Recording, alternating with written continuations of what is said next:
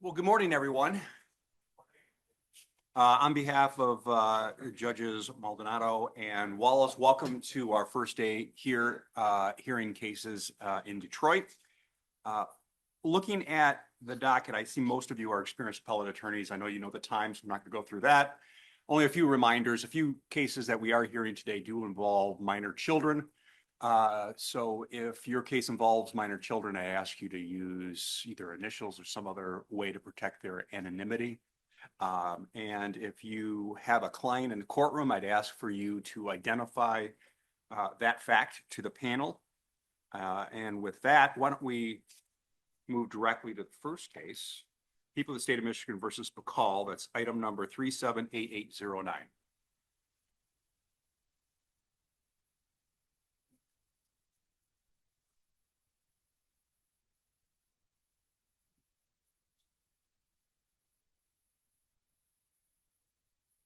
Morning, Your Honors. Matt Fillmore from the Oakland County Prosecutor's Office on behalf of the people. The decedent's spouse, former spouse, is in the courtroom. Thank you. Just to let the panel know. So this is the people's appeal of the trial court's dismissal of the first-degree murder charge based on the doctrine of judicial admissions and allowing the defendant to enter a plea to second-degree murder. And it's also the defendant's cross appeal of the trial court's order denying his motion to suppress statements he made to the police based on the doctrine of collateral estoppel. So we get to talk about not one, but two exciting legal doctrines today: judicial admissions and collateral estoppel. So the way I thought I'd do the argument, if it's okay with the panel, is I would do my argument on appeal and then save time for rebuttal to respond to That's fine. cross. That's fine. Go ahead. I'll save 10 minutes for rebuttal. All right. Go ahead.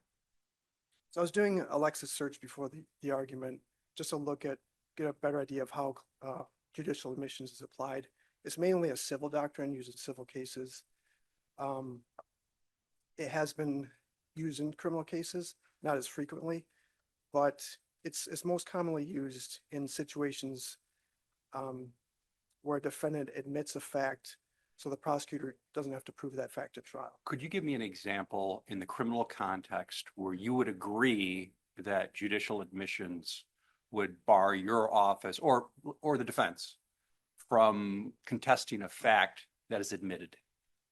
I can give you a few examples of when a defendant would make a judicial admission, like when a defendant would admit the qualifications of an expert witness for a prosecutor. That's the first one I thought of. Go ahead. Yeah. What else? Defendant admits prior convictions, so the prosecutor doesn't have to prove those prior convictions at the trial. Defendant would admit the extent of a victim's wounds, so the prosecutor wouldn't have to admit photographs of those wounds at the trial, because that might be in the interest of the defendant also. Mhm. I've looked for cases where the prosecutor was bound by judicial admissions. I haven't found one case where the prosecutor has been bound, especially in the context of a post-conviction situation where the prosecutor is making comments or arguments. You'd agree that, I mean, that may be true. There's no prosecutor exception. It either applies or it doesn't.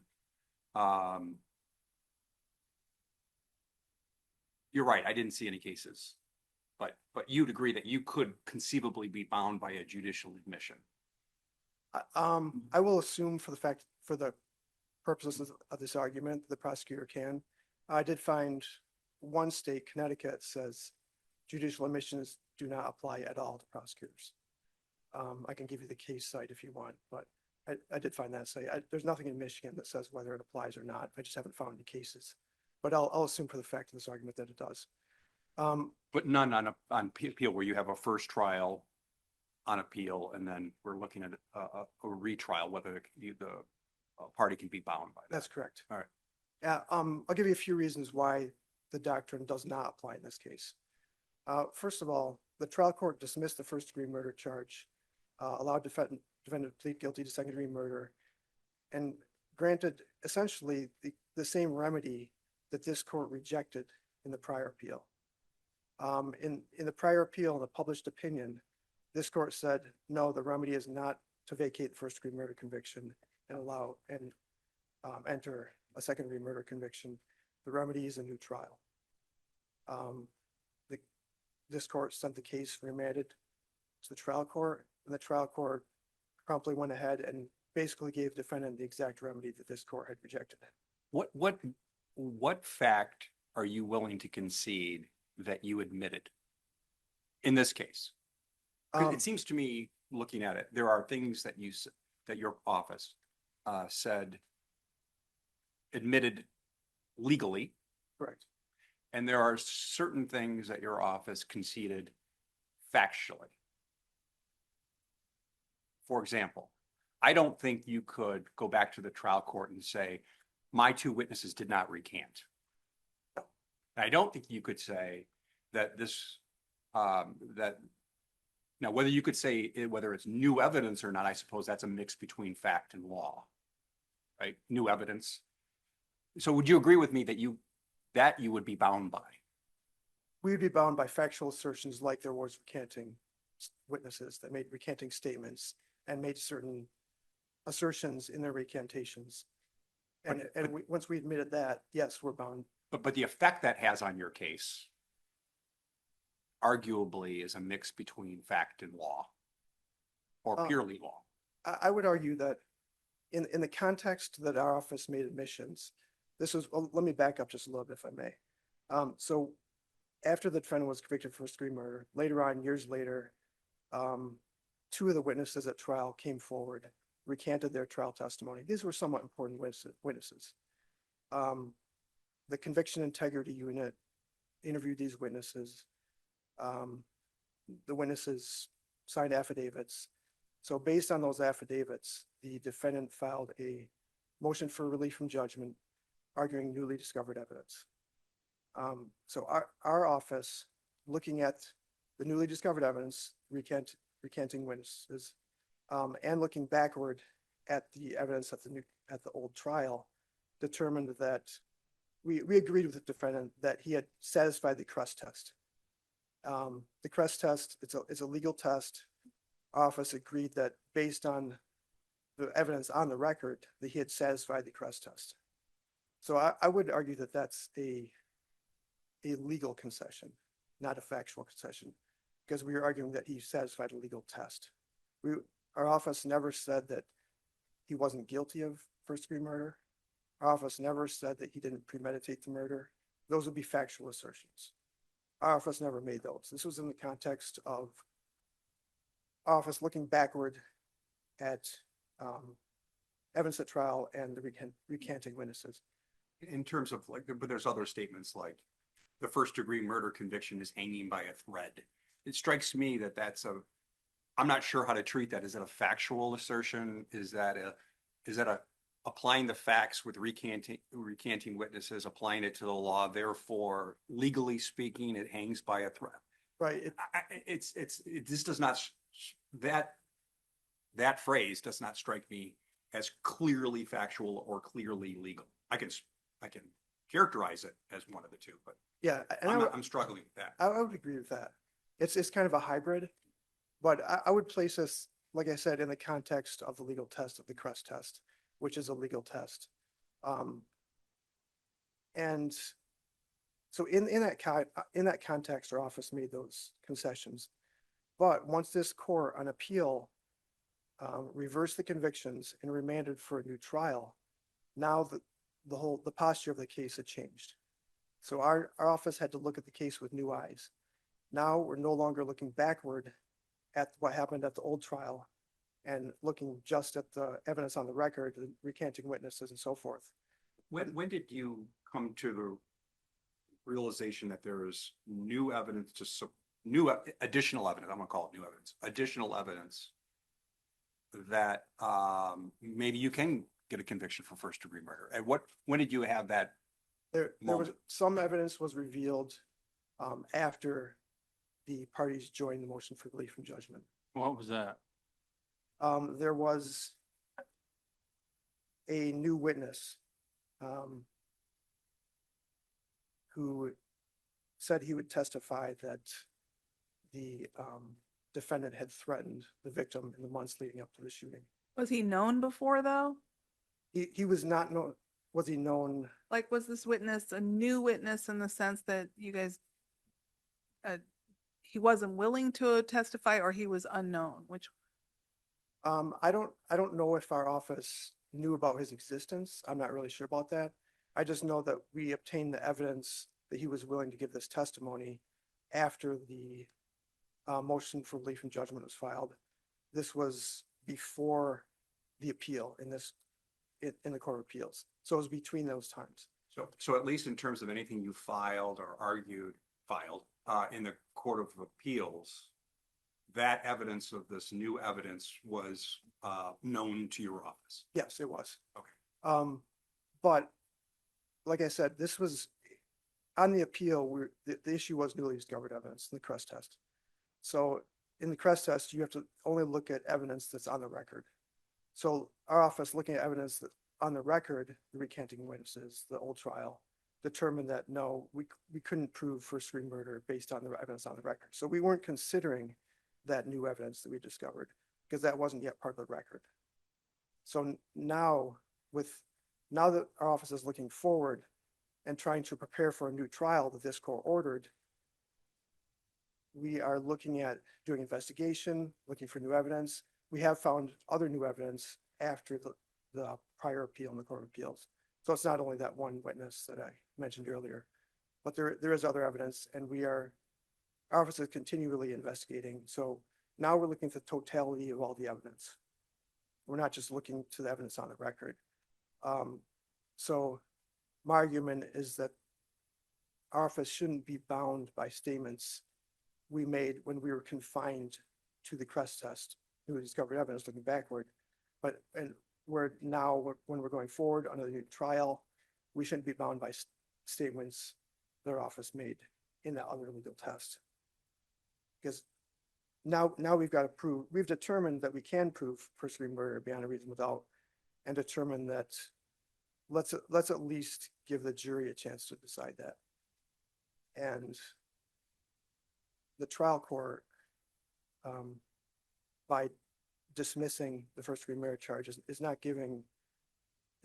following this court's order or giving the jury a chance to decide the case based on evidence that wasn't part of the record before, and that's now available.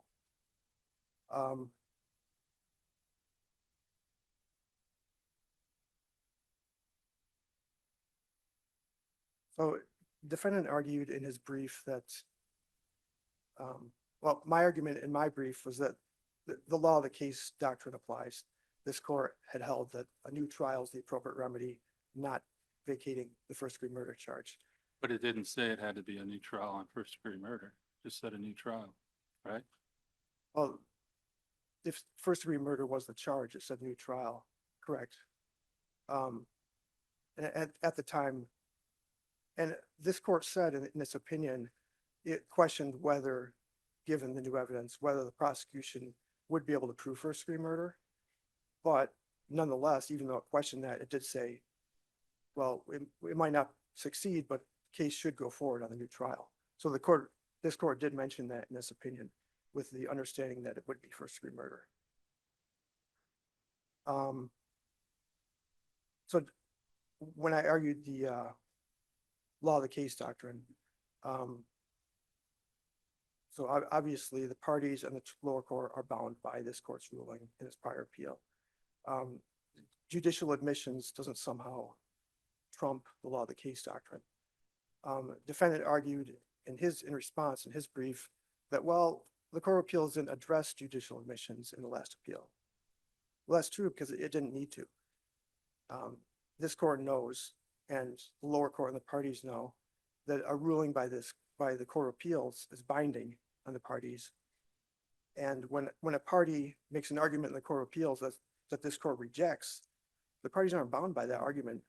And I admit that our office made, in the last time in the Court of Appeals, our office's argument that the first degree murder charge should be dismissed and a second degree murder conviction entered, that was an erroneous legal argument. So we recognize that now. That's what the Court of Appeals held. And our office shouldn't be bound by an erroneous legal argument. It should be bound by this court's ruling. And given the fact that there's additional facts that have come forward, we're no longer in the confines of the Crest test. My argument is that doctrine of judicial admissions doesn't apply. And I would ask this court to reverse trial court and remand for a new trial as this court had previously ordered in the prior appeal. Are there any other questions? No, I don't see any. Oh, Thank you. thank you.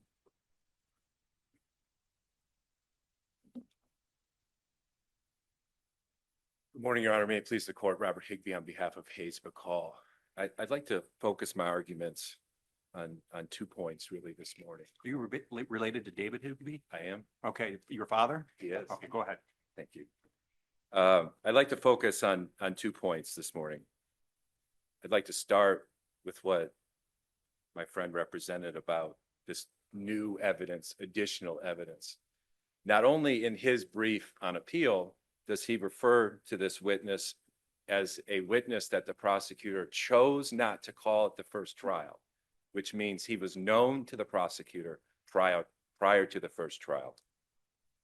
In addition, the trial court found in granting the relief below that this individual was interviewed by the Conviction Integrity Unit as part of their investigation, which is a factual finding not challenged by the people in their brief. I don't want to derail your argument, but I want to run a couple of things by you because I want to get your thoughts on this because I'm trying to wrap my head around this judicial admissions doctrine concept. We know it applies to facts, not law. I feel comfortable and would feel comfortable, as I say, a trial court judge applying it in the context of a case before me. So some of the examples that the prosecutor gave, I imagine you would agree with, like qualification of an expert or wound tract or something. That's things that you are conceding. I'm not going to argue this factual issue. I'm conceding it. You can't later in the same case, and by same case, I mean that same trial, change gears and challenge that evidence. You'd agree with that? I think that's Okay. I think that's fair. Okay. So let me run a couple of hypotheticals by you, and I'm wondering how, I'm not concerned so much in this case. I'm thinking about the next case and the next case. So if you had a situation where it's a homicide case and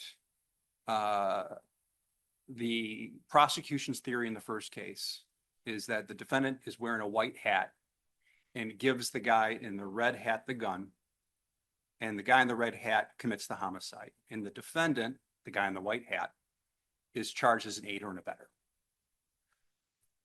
It runs all the way through trial. And in the end, there's either a conviction that's successfully appealed, like in this case, or it's a hung jury. Either way, you're looking at having to try the case again. In that case, would the prosecution in that, let's say in the second case, the prosecution is now on the ball, realizes in evidence there's a red hat that was never tested for DNA. They test this new evidence for DNA on the sweatband of the hat. DNA comes back with the defendant's DNA in the red hat. Okay? So now the prosecution wants to have a theory, a different factual theory, not legal. Well, I guess it's a mix between legal but a factual theory that the defendant was not he was misidentified as the guy in the white hat. He was actually the guy in the red hat. As a trial judge, would the trial judge be able to say, no, Mr. Prosecutor, you can't do that? In the first trial, you said factually the defendant was in the white hat. Now you're shifting gears and saying he's in the red hat. You made a judicial admission in pleadings and an argument in front of this jury that he was in the white hat as an aider and abetter. You can't put the gun in his hand in the red hat now. How should the trial judge if we adopt your theory of judicial admissions, what should the trial judge do? A few responses, Your Honor. I think you've touched on something that in theory, you can construct a scenario in which there is pristine new evidence that wasn't truly not available and is new evidence that at the time the representation, for example, was made, changes the nature of that representation. I think at a minimum, it's fodder for reasonable doubt in some kind of retrial where a prosecutor's made representations that this is the scenario that occurred and now they're arguing a different scenario. Whether or not judicial admissions would apply in that circumstance, in theory, you could have that. We don't have that here. Right, but play out my hypotheticals. Like I said, I'm not concerned about this case. I'm thinking about the next case. And the judicial admission doctrine doesn't have a carve out for new evidence, right? It's, you made a factual admission that you are bound by. And within the context of a case pending before a judge at a particular time, I have no problem applying that. But when you're up and down to the Court of Appeals and suddenly and I don't know if the material facts have changed, right? I don't see that there was anything admitted. There were representations, but I don't, assuming that something fundamental changes with the case. Let's flip the script. Let's say it's a defendant who it's a rape case and he says, the defendant says, I did not have sex or intercourse with the victim. And he testifies, a party testifies, I did not have sex with the victim. Prosecutor, the DNA from the rape kit wasn't done. On the second trial, rape kit comes back and says his DNA was found on the victim. Suddenly now the defendant wants to change the defense from I didn't have sex to it was consensual. Should the judge be able to say, Mr. Defendant, you can't do that. You testified in the first trial. You made a judicial admission and you're foreclosed from changing your position. I would say that the defendant's probably not testifying in that retrial, but I think Well, I appreciate I'm not trying to fight the hypothetical. Right, Your Honor. right. The best way I think to answer it after having given some thought to this question, preparing for argument, is that there are circumstances, again, I think it depends on the nature of the representations. How far do they go? Are they factual? Are they legal? All of that depends on whether or not I think a court could bind either party to a prior representation. And I think here, where you have the prosecutor is making, and the trial court found that they essentially said, we can't meet our burden because we can't satisfy the elements. Take the prosecutor's example in their brief, where they liken this to a directed verdict situation. If at the close of the trial, we got up and made a directed verdict motion and said, we don't think they've met the elements, and the prosecutor got up and said, we haven't sustained our element on premeditation, that would be the end of the conversation. It would be, in essence, then the court taking the people's representation on that element, which is a heavily factual representation in our view. It depends entirely on the quantum of facts or lack of facts that go towards an element. It's not simply a legal representation. They're not saying we thought the elements of first-degree murder constituted 7 elements and it's really 4, and we got it wrong, and therefore we should be able to change course. They made a heavily factually laden representation to the trial court in writing. Again, this is not a situation where it was some off-the-cuff closing argument remark from the first trial that we're trying to play gotcha with. These were written representations signed by one of the chief prosecutors in their office. That there's a significant, the people argued this morning that they never said that they didn't think he was guilty.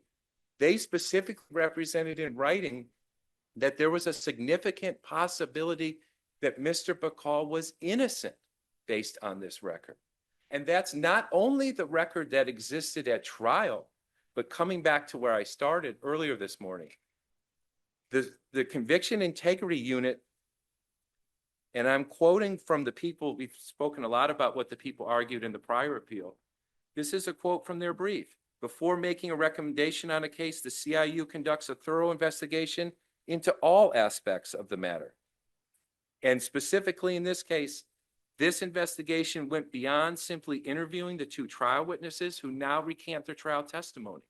The CIU also engaged in a lengthy investigation into the circumstances surrounding the two witnesses' decision to come forward, as well into the evidence from the case, including both evidence admitted at trial, as well as evidence that was not presented to the jury. And specifically here, the trial court found, again, not challenged by the people, that this witness they now refer to as new or additional evidence was known to them and interviewed by the CIU at the time they made these representations. Again, But new evidence certainly has significant importance within Crest and the new trial issue. But would you agree with me, at least in terms of whether we embrace judicial admissions in the context you're asking us to, it doesn't matter whether it was new evidence or not, right? It's either a judicial admission or it's not, I think that's right, Your Honor. right? I mean, I know why you're pressing the new evidence issue, because I see your point. But in terms of judicial admissions, it's that fact, I don't know it has a lot of significance for judicial admissions. I don't think it should change the outcome at all, even if it was new. I'm highlighting that point because it's the people's primary pathway to attempting to change what they previously represented. Because without it, they're just changing it without a reason. So I'm highlighting it because I think that that's what the people are focusing on, to provide, just in their view, justification. I don't think it should change anything about how the court decides the case.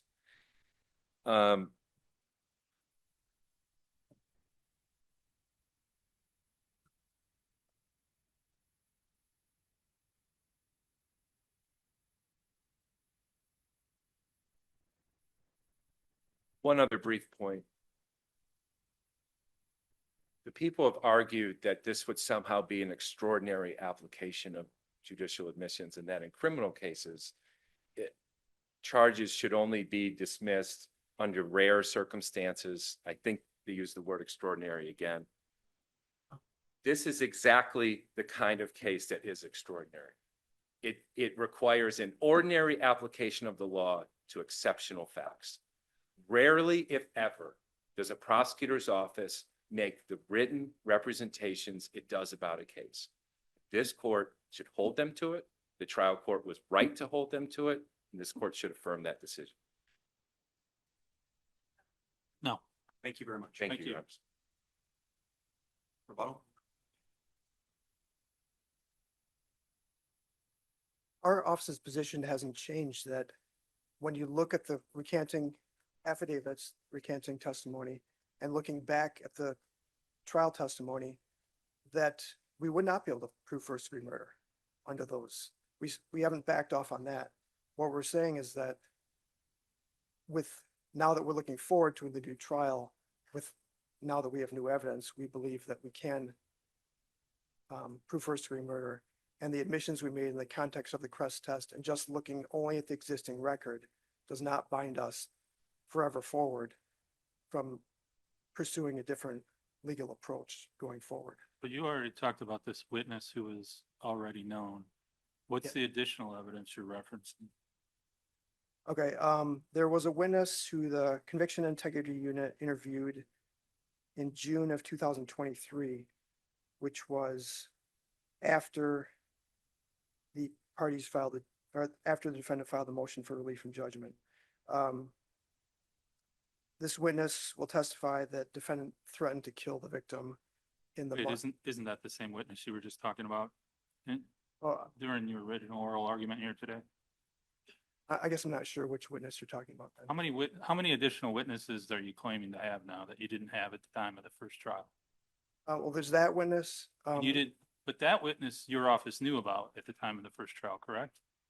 I believe we did know about that Okay. witness. Are there any I don't know if witnesses that your office didn't know about at the time of the first trial that constitutes, in your opinion, new evidence? Well, we do have new phone calls, recorded phone Jail calls. calls? No, These are recorded phone calls by one of the recanting witnesses. By the widow, right? No, this is by one of there were two recanting witnesses who testified at trial and then recanted later. We have phone calls of one of those recanting witnesses. I mean, is it admissible evidence though? I believe so. He said it goes to Impeachment. impeachment, correct? So you did not have those calls at the time of the first trial, correct? Those calls, we got these recordings in July 2025 after the Court of Appeals granted the new trial. Just to clarify your answer to Judge Wallace, you don't have a truly new witness, correct?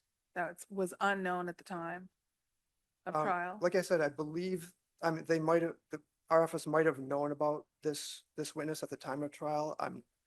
I guess I'm not sure what the prosecutor knew at the time. But he was interviewed after the trial in June of 2023 when he made the statements about the defendant making threats.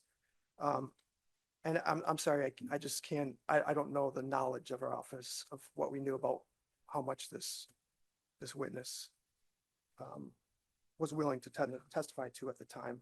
But in the context of judicial admissions, why does whether it was new or not matter?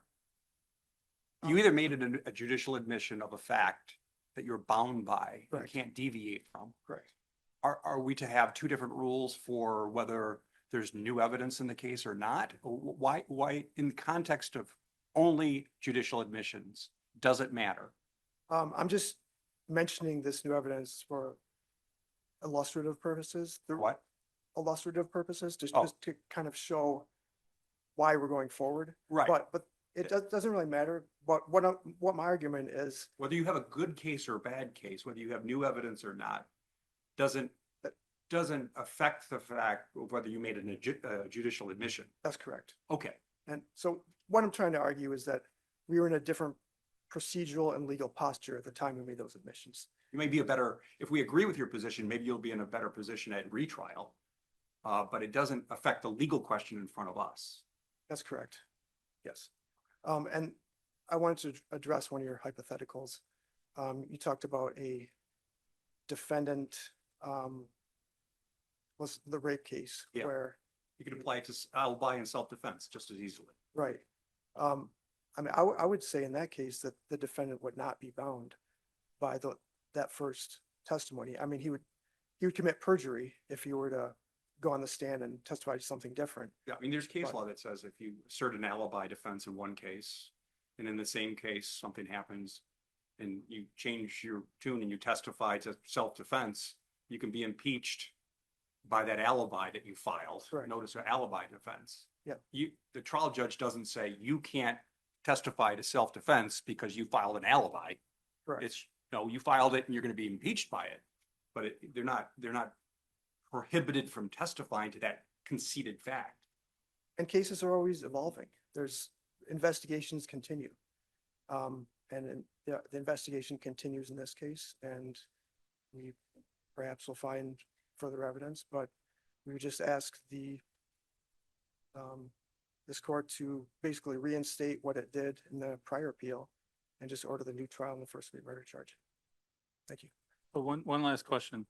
Notwithstanding what Judge Cameron said earlier, these telephone calls, the recorded calls from the recanting witnesses, is it your position that those were recorded before they recanted or after they recanted? After they were recanted. Okay, thank you. Okay, thank you very much. Matter is submitted. I'm sorry. That was it. That was it. I mean, that's your time. Yeah. Is this dealing with the collateral estoppel issue? Perfect, perfect. All right. And I understand you're relying on your brief on that issue as well. Congratulations. Very good. Thank Matter you. is submitted. Matter is submitted. Thank you both very much. Appreciate it. You bet. Good seeing everyone. People versus Lance, 378723.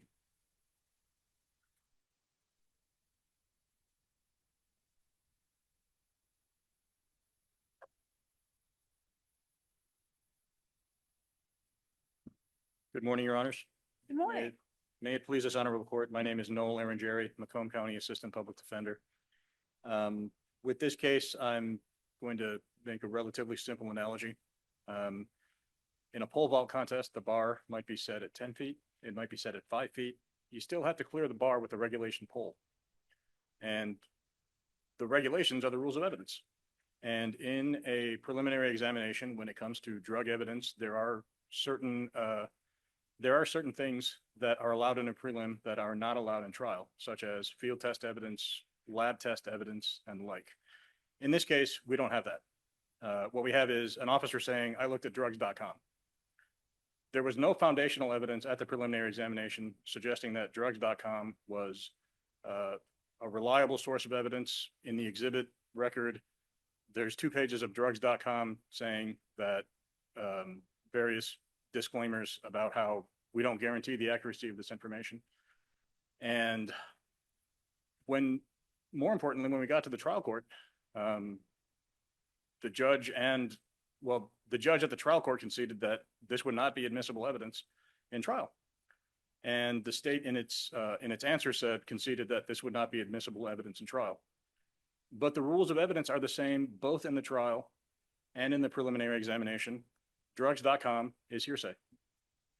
It is we all know the definition of hearsay: out of court statement by someone other than the declarant to prove the truth of the matter asserted.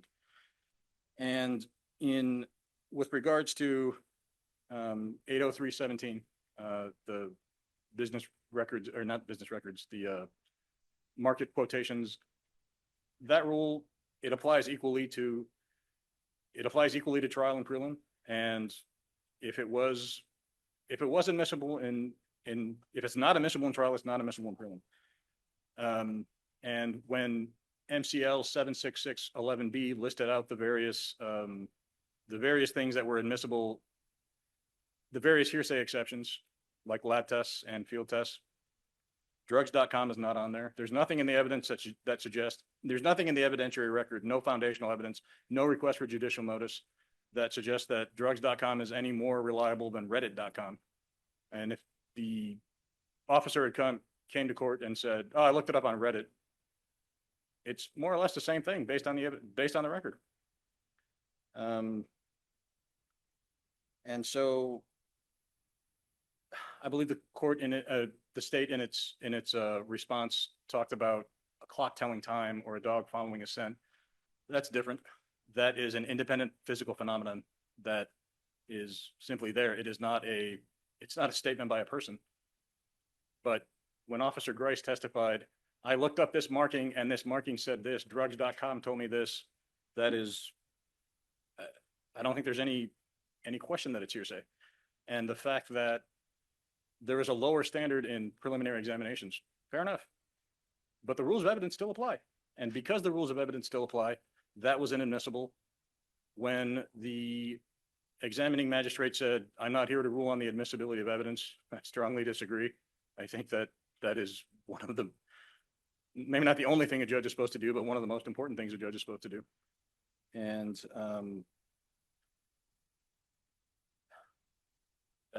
I'll reserve the balance of my time for rebuttal. Very good. Thank you. Thank you.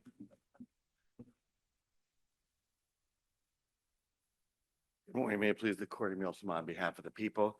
We've laid out a lot in the brief, and I just want to make it very clear about 2 things. One, I'm not arguing the market tabulation in my brief at all. I'm not arguing 803.17. That is not part of my argument. I know what they argued below, and I don't believe that to be a correct argument. My argument is the catch-all exception under 807, and specifically the reliability.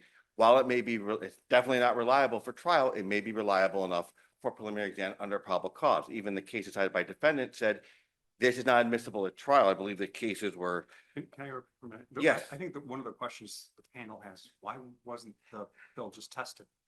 It's tested now, but I mean, at the time, you have, I think this is, there was just the limited resources. You have hundreds of pills. You have lots of these drug cases.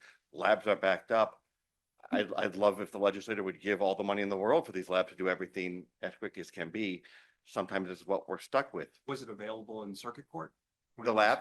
No, it would be available now, which is why if the court finds that this is not the hearsay exception, it is hearsay and the exception does not apply and it should not have been allowed in. I'm asking this court, instead of simply saying this case should be dismissed, to remand back to the trial court in accordance with the court rules, because at this point, the court can then decide whether it's going to quash it or remand back for continued evidentiary value under the preliminary Don't examination. the rules, you agree the rules of evidence apply to preliminary examination, Yes, correct? correct. They do apply. I'm not saying they do not apply. Well, if I- we knew for a fact that the trial court judge violated the rules of evidence, aren't we supposed to quash that bind over? You mean the district court judge? The district court judge, sorry, yeah. If they violated based upon one thing, but we argue a different, you could get the right result for the wrong reason. And that's why I would say is the same argument here. His argument, I'm not supposed to Well, look but- at the but hold admission of on. evidence. That's That- incorrect. That evidence, I think we can agree at the time it was presented to the district court judge was either admissible evidence or it was not admissible evidence. Can we agree on that? Yes. Right, so if it was not admissible evidence, isn't our only option here to quash that bind over? No, because under the court rule, you would sit in the same situation as if you were the trial court. It would either be the trial court judge who deals with the motion to quash must either A, quash or dismiss the case or remand it back for continued preliminary exam. That's under, I want to say 6.110. A Gecky motion. right? Yeah, basically, they have several options. There's three, actually. Either A, they can reduce the charge to a lesser charge, which obviously we're not asking for here because there's no lesser charge. Two, they could quash the information, dismiss the charge. Or three, they can remand it down for continued preliminary examination or to present additional evidence. So those are the three options that every trial judge has on a motion to quash. And that would be what the court would do to remand it back to the trial court, consistent with whatever opinion you come out with, to say, do one of those three things under the court rule.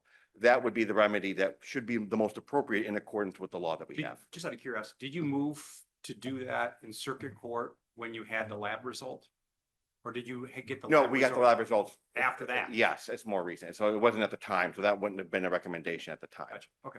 So I mean, it would have been a situation, either send it back and remand it or dismiss the charge and reauthorize. It's just a question of more of a judicial efficiency, which is why I say the court rule has those three options for a circuit court judge dealing with a motion to Well, quash. even if you didn't have the labs back yet, I mean, you knew at the time you get to the circuit court, you know that it shouldn't have been admitted under the rules of evidence. So shouldn't you have moved to remand anyway? Well, I somewhat disagree. I still think 807 and the catch-all for the reliability argument, I still think that would be a basis to admit With all it for. with all the fake drugs on the streets, with all the fake markings, the only way we know for sure that these pills are actually what they claim to be is to test them. Isn't that Right. true? For a beyond the reasonable doubt, I would agree with that. For a probable cause standard, I would recommend, I would advocate that no, that would be enough. Really? Yes.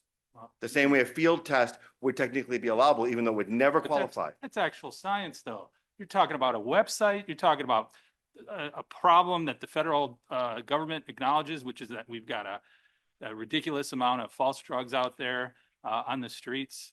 And that's not the same as conducting a scientific test. Can But we those agree on that? But those scientific tests, the field tests have been held not to be reliable enough for trials, for beyond a reasonable doubt. And we standard. can agree they're way more reliable than the internet, are they not? Depending on the kind of site you're dealing with, potentially, yes. If you're talking about Reddit, like he said, absolutely, Reddit is completely unreliable. But drugs.com has been utilized by the FDA, has been utilized and is peer reviewed, has even been utilized by this court in several of its opinions. Therefore, I automatically say it's unreliable, I don't think is correct. What evidence did you introduce in the district court to demonstrate its reliability? You're on, none. The argument in district court was that it was like a field test. The argument in the circuit court was that it was 803.17, and the argument here is there's been multiple arguments. So again, as I said, at the very least, the remand to the circuit court to follow the precepts of the court rule would be the appropriate, one of the appropriate options a trial court would have when dealing with the motion to quash under the proper standard it should be using. Okay, I think we're all set. Thank you. Thank you. you. Nice to see you. Yeah, have a good day. Briefly, Your Honor, with regards to the test, note, He's You been can- here a lot. Yeah. You could try to change your mind if you like. that's okay. I'll simply state that there is not one catch-all exception for trial and another for prelim. It's the same catch-all exception. And therefore, if the catch-all exception applied in prelim, it would apply in trial. Everyone agrees it doesn't, so it does not. Thank you. Thank you very much. Yeah. All right. Matter is submitted. Thank you. Good to see everybody. Turning now to item number 3, People of the State of Michigan versus Tham. Item number 376171. Just one moment.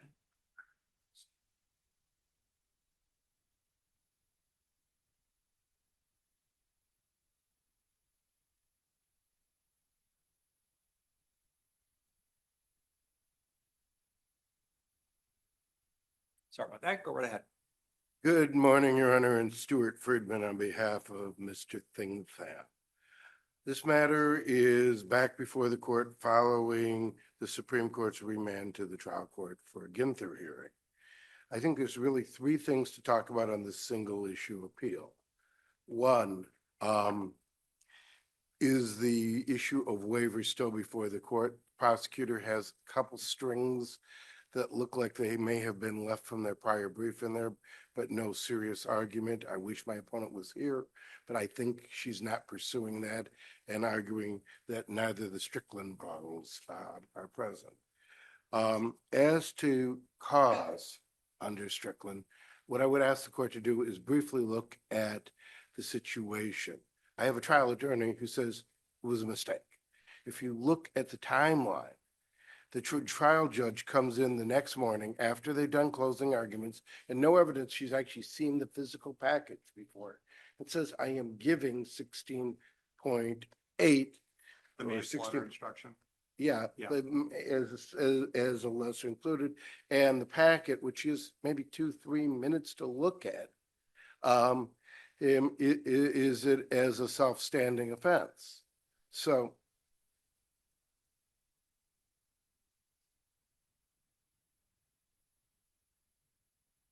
Okay, I was just going to say, you don't have to convince me. I think Mhm. you're right. well, let me I just, do too. okay, well, I'm going to take the advice that you just gave, but I'm going to ask the court to look at the prosecutor's argument where he says that the defense is possible here. Thank you, Your Honor. Thank you Thank very you. much. Thank you. Thank you. I don't want to shortchange your argument, but I think you're right. No. First thing, well, maybe I'm not gonna say that. One of the things you learn is to quit while you're ahead. All right, thank you very much. Good to see you again. The matter is submitted. Turning now to item number 4, People of the State of Michigan versus Danzler. That's item number 375617. That matter was endorsed by Mr. Simon, but he waived oral argument yesterday. So that matter is submitted. Turning now to item number 5, People of the State of Michigan versus Haas. That's item number 367201.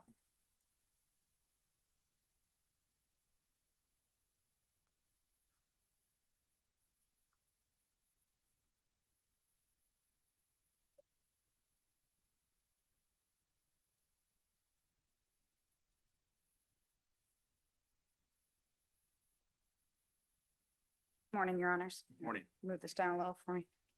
May it please the court. My name is Elise Grifka-Wander, State Appellate Defender Office. I represent the appellant, Joey Haas. I want to focus today on the first 2 issues raised in our brief, and specifically the hearsay statements that were introduced through the testimony of Trooper Helton regarding the location and the condition of the Chevy Blazer. He testified that the car had been found in Las Vegas, that it was vandalized, it had been spray painted, burned, and that it was undrivable and couldn't be returned to Michigan. Those statements were a violation of Mr. Haas's right to due process, as well as the effective assistance of counsel. Counsel attempted to keep those statements out through a foundation objection, but failed to raise a hearsay objection. And it was a violation of Mr. Haas's right to confront the witnesses against him. And it's that last point that I want to begin with today, the confrontation issue. Mr. Haas has to show, to prove the confrontation issue, that these statements were testimonial and that they were offered for the truth of the matter asserted. It's uncontested here today, as I understand it, that the statements were offered for the truth of the matter asserted. So the only issue really before this court is whether they were testimonial. I think if this court compares this case to People versus Washington out of the Supreme Court of Michigan 2024 case, this court will have no trouble concluding that these statements were testimonial as they were in that case. That case involved the out-of-court statements of a Canadian police officer who told a Michigan police officer that the defendant had been in possession of body armor. And those were actually only implied statements. The jury was left to infer what must have been said in that conversation. In this case, the direct content of the statements came in for the truth of the matter asserted at trial. And similarly, these were statements describing the facts of a crime told to a police officer by a police officer from a different jurisdiction. But doesn't the context of the statements matter? I'm sorry. Go ahead. Okay, Yep. Nope, sorry. Yeah, of course. The context of the statements does matter. And I think that the context and the circumstances here support that anyone along this chain of hearsay, including that initial officer, could understand that the statements might be made available for use at a later prosecution. There was a be on the lookout for this vehicle. So there was already the officer and everyone along that chain knew that a criminal investigation was underway. And the statements were that the car was undrivable. So this isn't a situation where the police officer is saying, hey, we have this car, can we return it to Michigan? They're merely reporting the facts of the crime. And those facts included this alleged arson that was then attributed to Mr. Haas at trial. I also want to. But considering what he was actually charged with, and considering the fact that the owner of the vehicle testified that he never returned it, isn't this all just harmless error? Because how is a reasonable juror gonna learn that he had the vehicle, he never returned it, but somehow he's not guilty of the crime for which he was charged? This was certainly prejudicial, Your Honor, because the state relied heavily on the evidence that came out of Las Vegas at trial during closing argument. But what I'm asking you is, if I'm sitting on this juror, I'm a reasonable juror. Undisputed evidence is that he took the vehicle and he never returned it. How can I do anything other than find him guilty under those facts? There was also uncontested evidence that he was permitted to take the car at the time that he took it. Yeah, but it also never returned it though. So how do I, as a juror, get past the fact that I'm sitting here all this time later and it's never been returned? He's been charged with a crime. How can I not find him guilty and knowing that fact? I mean, everyone has taken their car to the mechanic and handed the keys over so the mechanic can take it for a drive so they could help diagnose it. We all expect to get our car back afterwards. Of course, but looking at the facts of this case, the prosecutor's case, and this is what the prosecutor represented at trial, the prosecutor's case was that he had taken the car with permission, but then had driven it across the country. And that evidence comes out without this hearsay evidence. The words Las Vegas never enter the courtroom, never enter the jury box or the jury deliberation room. Was it necessary for the prosecution to prove that he left the state with a vehicle in order to obtain a conviction under this statute? According to the statute, no, but under the facts of this case, as the prosecutor presented the case, that was the prosecutor's argument. I want to address as well the state's argument that the records or the statements in this case fall under the business records exception. And that argument fails for a couple of different reasons. First, it fails because on a basic level, there were no actual records that were presented at court. These were just bare hearsay statements. Additionally, there are multiple levels of hearsay here. It's unclear to which of those levels of hearsay the business records exception could or would apply, because we don't know how most of those communications happened. We don't know, for instance, whether the Nevada police officer radioed dispatch or sent a written communication. And we don't know anything about Nevada's record keeping system either. Trooper Helton testified about the records in Michigan, a Michigan form that he knew how to fill out, UD10, the lien system. All of these are Michigan specific forms and systems. He has no foundation to testify about what happened in Las Vegas. So any statements from Nevada included in the lien report would be hearsay within hearsay. I've already discussed prejudice, but I do want to just make the point reiterated in our brief as well that the standard before this court is not a sufficiency analysis. The question is not whether there was sufficient evidence to convict based on other evidence that might have been admissible at trial. But whether there was a reasonable probability that the result would have been different Well, if, but didn't the defendant, is my memory correct? Didn't he admit that he was in the Carolinas? Don't we have some evidence in the Facebook posts? those, That he himself, no, not from his account. There are, well, there he are, acknowledged that he was using somebody else's account. He took a picture of the lady. He said, "This is Lulu," right? I mean, that was all in the record as well, correct? those messages which we are also challenging on appeal, where, the Lulu messages, you can call them, were sent by an unknown, unauthorized, unauthenticated, that is, account. The account belonged to a non-testifying witness. It was sent to the account of a non-testifying witness.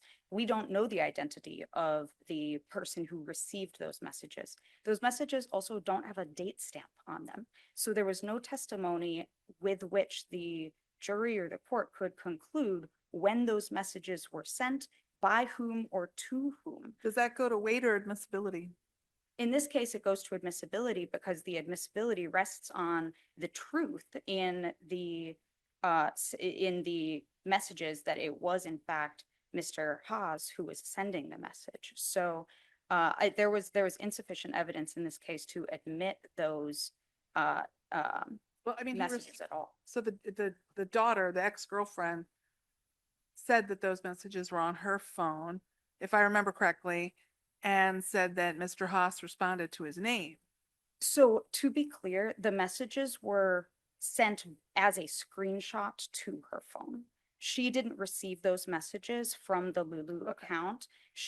Someone else took a screenshot of the messages, and that's why it's so important that we know nothing about the receiving account for those messages. Someone took a screenshot and sent it to her. That's the thing that she has on her phone. Were there not text messages between the defendant and Ms. Foster? There were a few text messages, yes, that One of were those admissible, and we don't messages- challenge those. One of those messages included defendant saying that he wasn't going to return the vehicle, right? There were messages that he sent where he said that the car was gone, was his statement, yes. So again, I mean, you couple those text messages where he says he's not going to return the vehicle. You get the testimony of the victim that says, "I never got my vehicle back." If I'm a reasonable juror sitting on that case, how do I nonetheless say, well, he's not guilty? Well, again, I want to differentiate between the sufficiency standard that the state is urging this court to apply and the plain error standard. And the facts of this case, the big picture of this case looks completely different, Your Honors, without the Lulu text messages and particularly without the Las Vegas evidence, which included the evidence of this condition of the car that the prosecutor emphasized during closing argument. So I don't think it is possible to say that there is no reasonable probability. There is a reasonable probability that the jury considered this evidence and that without it, the result of this trial would have been different. If there are no further questions, I'll reserve the rest of my time. Okay, thank you. Thank you very much. Thank you.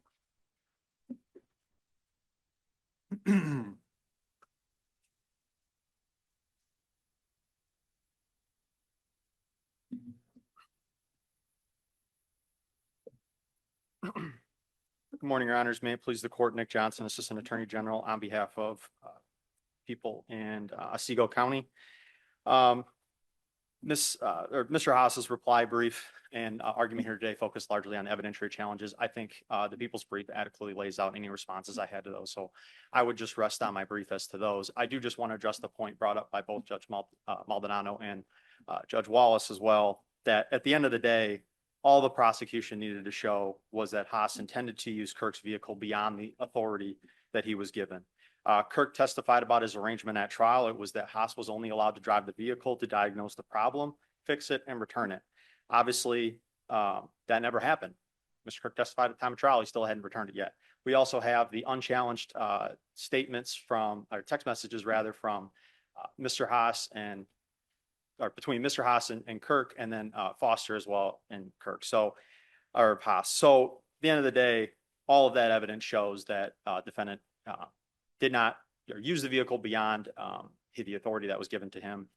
And therefore committed the unauthorized use of the motor vehicle. And I also just wanted to briefly address the point about the prosecution's theory only focusing on that this vehicle was taken out of state. And specifically, I think it's on page, oh, I had it and I lost it. Pages 124 and 125 of the record, the prosecution is highlighting that evidence that it was never returned. It says, you know, he, meaning Kirk, did not give him permission to take the vehicle out of the state of Michigan and not return it. And then on page 125, it talks about his text messages that say the Blazer is gone. So Haas, you have here, is admitting when he's confronted about taking it, he's admitting it's gone, I'm not returning it. So that alone establishes the you know, all necessary elements of the crime. And I think that's more than enough to affirm the conviction here.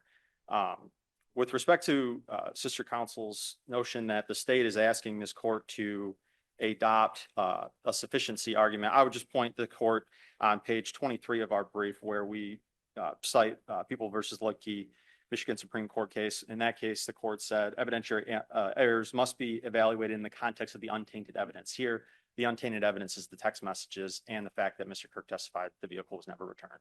So we would just ask this court to apply that standard and affirm his convictions. I'm happy to answer any questions the panel has. I don't see any. Thank you. Thank you.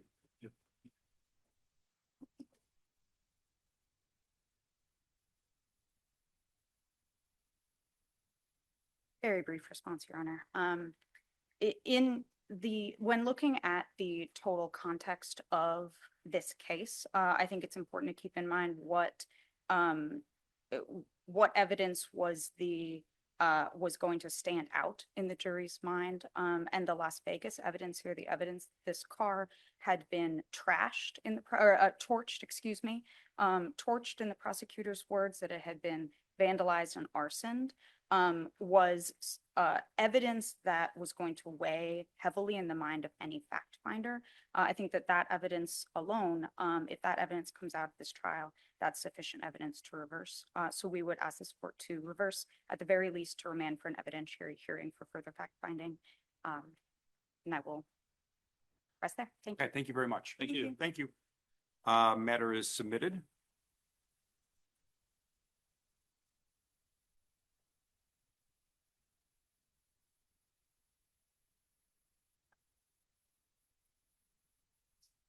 Turning now to item number 7, that's Carrie Powers versus Wayne County Community College District. That's 3.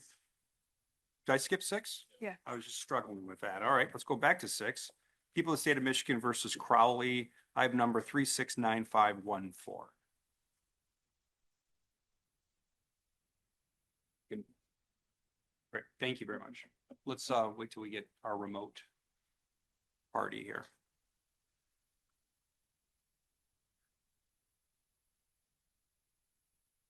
All right.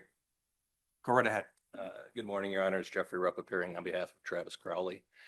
I do have some remarks prepared in response to the prosecution's response, unless you're skipping me initially was because I'm so far ahead and I should stop now. No. I set a bad precedent, but why don't you go right ahead? Fair enough. You're funny. Thank you. With regard to the argument regarding hearsay testimony regarding identification by victim William Gerls through the investigative officer, the initial objection from trial counsel is based on a discovery violation because it had not been disclosed to the defense until during that point in trial. The trial court ignores the discovery-based objection and finds that there is a hearsay exception that allows for this to come in. The difficulty is that hearsay exception relied on by the court as defined by counsel as far as which particular rule of evidence she was actually relying on has a notice requirement that was not fulfilled. Counsel argues that the prosecution couldn't be held to honor that requirement because, or that, the notice requirement because they were not attempting to admit it through that particular rule. But the government's responsible for the evidence in its control, even if it's unknown to the prosecution. That's Kyles v. Whitley, 514 U.S. 419 for 1995. And the consideration is without regard to the good or bad faith of the prosecution. from US Eggers, excuse me, 427 US 97 from 1976. But however we look at it, the prosecution elicited improper testimony and the court allowed it in as an abuse of discretion in a case where identification was the crux of the case and is the paramount issue in the trial. Counsel argues that it should also be allowed in under the catch-all exception because the circumstances suggest otherwise guarantees of trustworthiness. And I would suggest it's quite the opposite. The circumstances we have here is that Mr. Gerls and his brother had gone to an address that they were unfamiliar with, pulled into a driveway after dark. There's one small porch light. I believe testimony was about 50 feet away.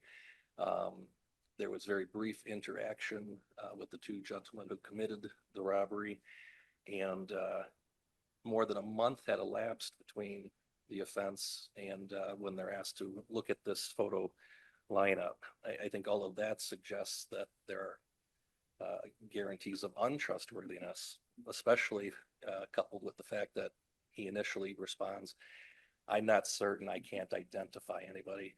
He doesn't change his mind apparently until he learns that his brother made an identification, but his brother at the time or moments after the robbery when talking with the first responding police officer says, "I won't be able to identify anybody." I mean, my problem with your argument is that defense counsel opened the door here by asking to bring that up. Not sure I follow. But didn't maybe I'm remembering wrong, but didn't defense counsel, when they were cross-examining the officer, like elicit this testimony and actually fought to get some of this testimony in? I would have to revert back to the transcript to be certain, but that's not my recollection. Okay, I'll go take a look. So I think what Judge Maldonado is talking about is defense counsel asked out with regard to William. He asked, was he unable to identify or was he not 100 or 1,000% sure of that individual? And that's when Sergeant Dow then testified, that he didn't want to guess, but then that he redid the selection and indicating that he would have selected defendant's photograph. If that's what the transcript reflects, then arguably defense counsel inadvertently initiated the discussion about this identification, but it doesn't remove the fact that he had been unaware of an attempted second identification or statement that I would have chosen number 5. So I think that they still have the hurdle to get over of not having honored the discovery requirements to turn this over or inform the defense. So in other words, he asked that question not having any idea that answer could be provided because he didn't know about that, Correct. alleged set of facts. Because ultimately later the testimony comes out from Detective Dowd that he did not include that in his report for some reason. Well, it's not exculpatory evidence, right?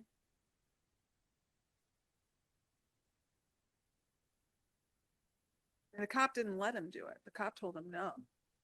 Correct? Am I remembering correctly? No, the cop did not, the officer did not have him conduct a second view of the lineup or a different lineup of any kind. But the conversation was contemporaneous where he says, well, I would have chosen number 5. Yes, of course. Sorry about that. Which at that point it's still hearsay.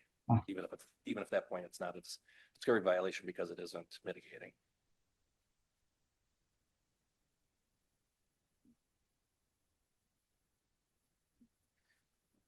So next issue is the trial court's denying our motion for a new trial based on an alibi defense and indicating that the alibi in the motion was untimely. Counsel indicates that the defense failed to set a hearing date, and therefore the second motion of the supplemental motion went unnoticed. And it's accurate that I didn't set, or my office didn't set a hearing date, but that is the same case as when we filed the initial motion for a new trial. We submitted the motion and filed it with the clerk's office, putting the court on notice. And in fact, it was the trial court that set a date and mailed out notice to the parties, not me or my office. And that was what is expected upon the second filing. And I'll concede that in hindsight, I could have been more diligent in seeking a court date or reminding the court that they needed to set a date. But that should not be held against Mr. Crowley. Prosecutor argues or agrees with the court that the rule says that there's a single motion that can be filed within the time frame, not motions.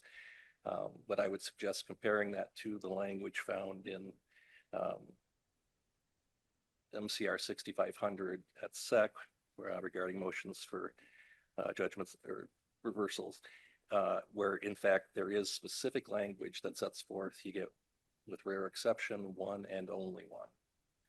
Here we were still within the filing deadline, and I believe that we were within the language of the rule to file a second or subsequent supplemental motion.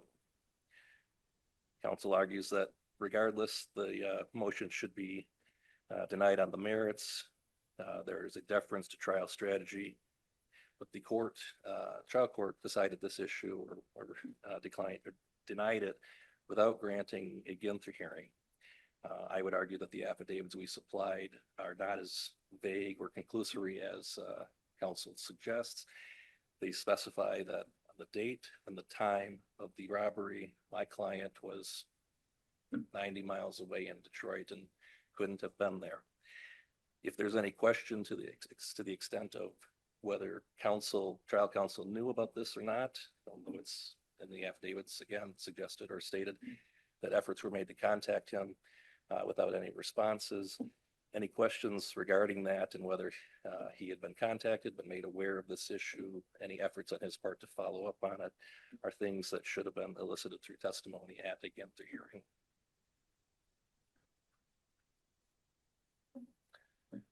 With regard to the ineffective assistance of counsel, there's a number of issues we raise. I agree with counsel that my argument regarding the failure to exercise a peremptory challenge when he had it still available to him involves a hypothetical element, and I don't believe that there is any specific case law on that particular issue. But I include the argument because I think it puts in context that from start to finish throughout this trial, Mr. Crowley received deficient and ineffective assistance of counsel. And I say that being primarily a trial attorney myself for going on 26 years. And so handling appeals, there's always a little bit of hesitance at attacking the work of some other attorney. But with this case in particular, with this transcript in particular, I don't hesitate in saying that it's the worst example of advocacy I've ever experienced, live or in black and white. And here, excuse me, as Claire suggests on the record suggests that he identified some kind of bias or prejudice in at least one potential juror, attempted to have them removed, but then gives up on it because he's lost track or can't figure out which juror it was that he wanted to excuse. How do you know based on the record that he wasn't thinking about a juror that had already been excused? We don't, or I don't, but that's a question that could be asked at a Ginther hearing.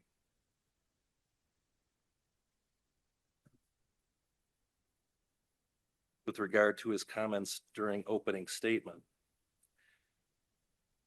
counsel argues that there's case law that says not giving an opening statement isn't prejudicial as long as there's a full opportunity taken to give a closing argument.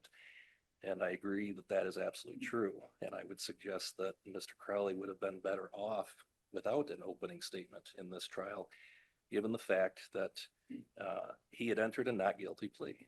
And that is a general denial of every element of the charges that he's facing.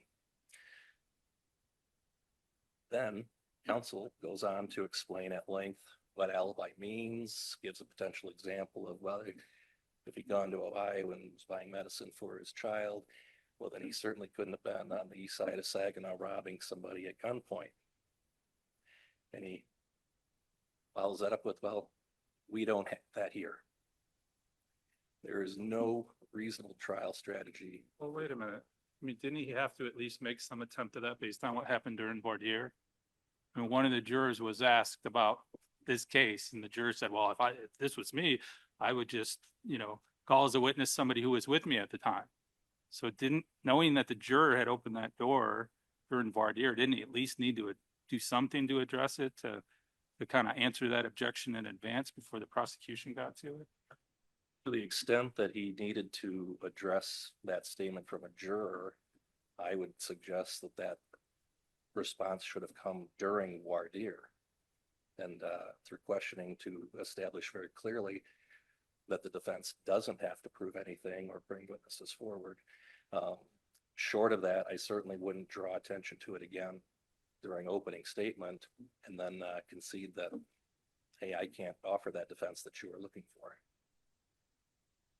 I don't remember, did he do that in voir dire? Did he turn around and make those suggestions to the juror? You understand that this isn't something that we actually have to prove, blah, blah, blah. If you don't remember, it's fine to tell us you don't remember. I don't. Because I don't remember either. I don't. But the point is that by doing that, by explaining to them what an alibi is and then saying, well, we don't have that, you're effectively telling the jury the defendant was there. And there is no reasonable trial strategy for doing so. With regard to Ms. Gusa and her part of the investigation, locating Facebook pages, and ultimately testifying that she believed the defendant and that the people or the individuals' photographs that appeared on the Facebook pages appeared to be similar or were the same. Counsel argues that there's no need to object to this because it wasn't 404B evidence. But then 3 sentences later in his brief argues that, well, 404B allows you to present this kind of testimony to establish identity. Even if 404B does allow it to be admissible for identity purposes, again, there was no notice given in this case, as is common. In my experience, there was a stipulation to him being a felon with regard to the felon in possession charge. The reason you do that is to make the issue or that particular element as milquetoast as possible. But a felon or a felony can be any number of things. Here, with the identification and with the reference to his parole status and recently clearing that, it adds the stigma of having been in prison. And I think jurors are sophisticated enough to know that not all felonies result in a prison sentence, but that the more serious ones do.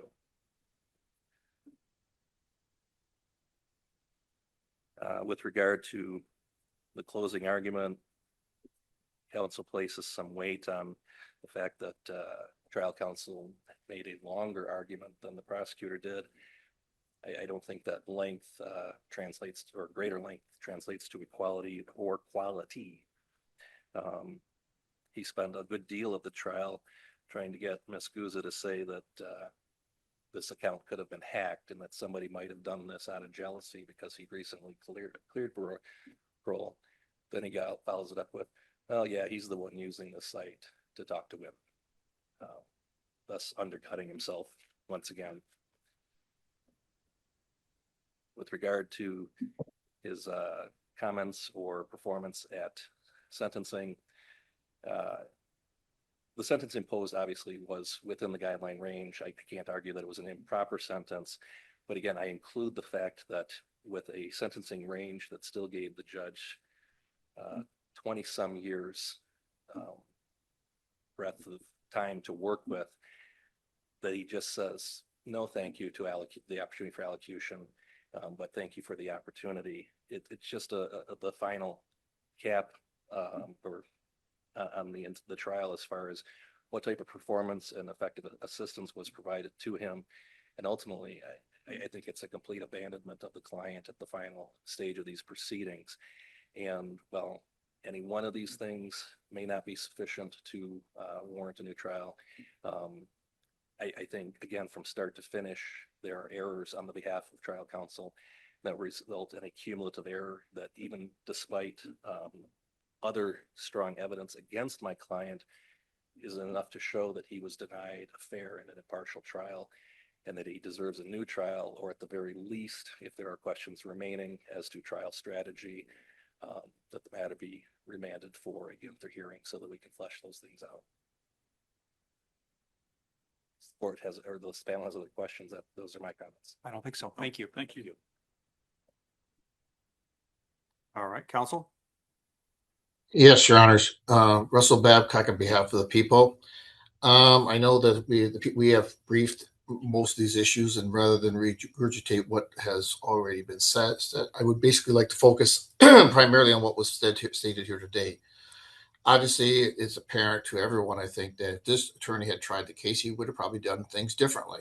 Well, that may be the case, but that in of itself does not rise to a level of a reversible verdict and a reversible or ineffective assistance of counsel. Differences of opinion is not an effective argument. One thing I think has been absent in both the submissions as well as oral argument is any real discussion about prejudice, because the defendant has the burden of demonstrating that these purported errors, and even assuming that there were some errors made during the course of this lengthy trial, that there was actual prejudice, that he would have gotten likely would have gotten a better result. And I think that what we have here, your honors, is we have the fact that we have a surviving victim who testified. First, he identified the defendant as Dean Giles. He selected the defendant from a photographic lineup. He testified that he was 100% certain that it was the defendant. He identified him at trial. And we also have the Facebook evidence, which contained information about the defendant that connected him and explained how the situation had arisen. And by the way, I know that in the principal brief, they took issue with the Facebook page in the context of his parole status. I know in the standard 4, the defendant has argued some additional points. I would bring the court's attention to People versus Smith, 336 Mishap 79, 2021, which discusses the fact that certification of Facebook pages can be done in a number of different ways. And in this case, it was done by the officer who described what was observed on the Facebook page. And also, quite frankly, at the end of the day, the jury had an opportunity for themselves to look at the Facebook information as exhibits and make their own assessment as to whether they felt that the image was depicted the defendant.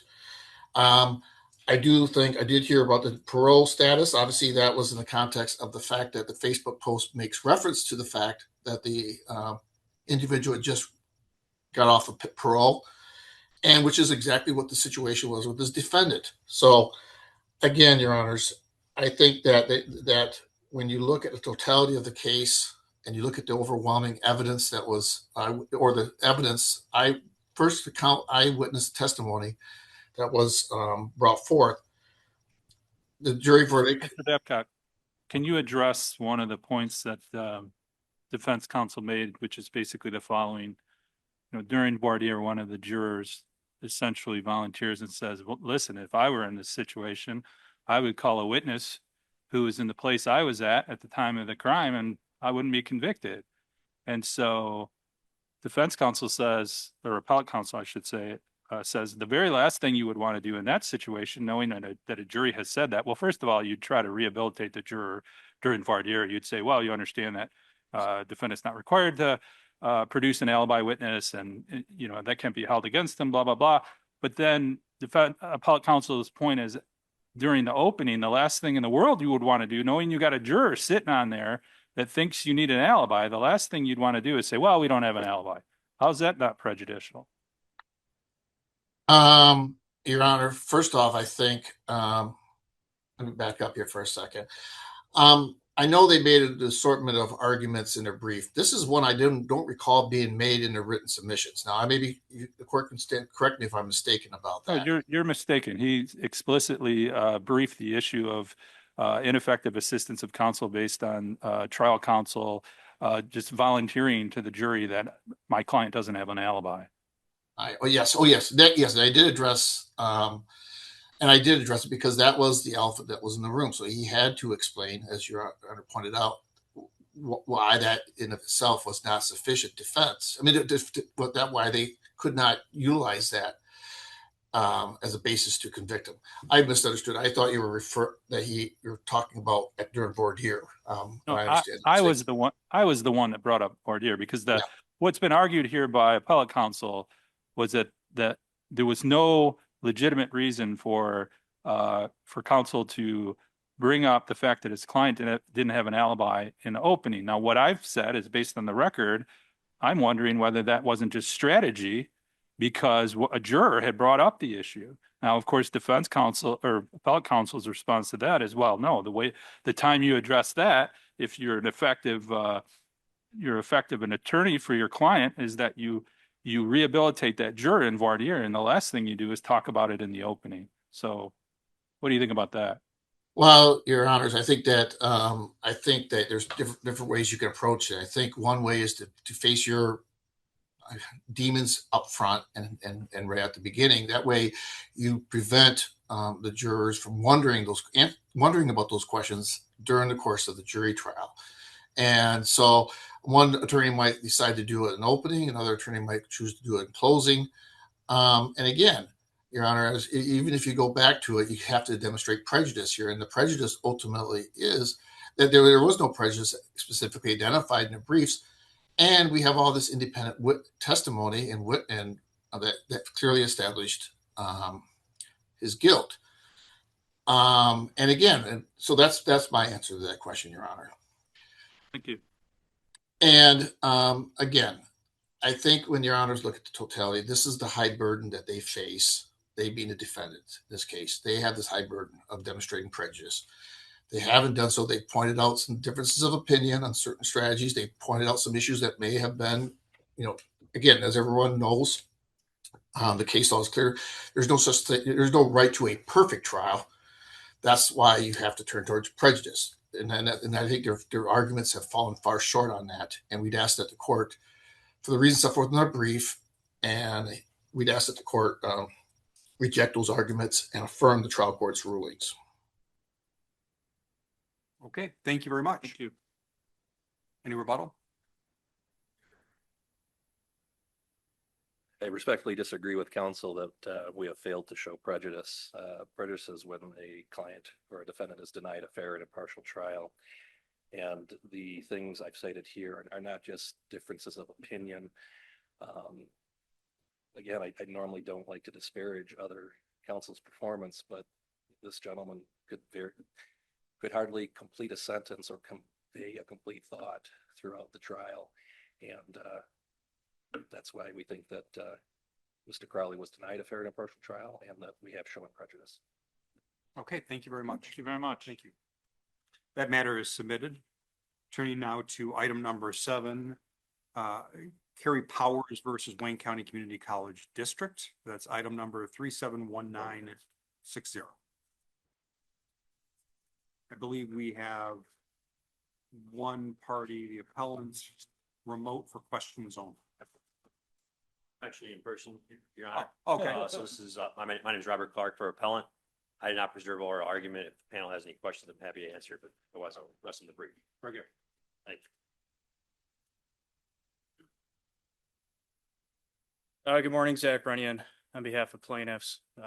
This is a fairly simple issue. The only issue before the court is whether or not the plaintiffs in this case were required to comply with the Court of Claims Act and specifically the notice provision of the Court of Claims Act. And this is simple because there's no state defendants in this case. We sued a community college and a police officer who was working as an employee of the community college. Since 1977, it's been the law that community colleges are not subject to the Court of Claims Act.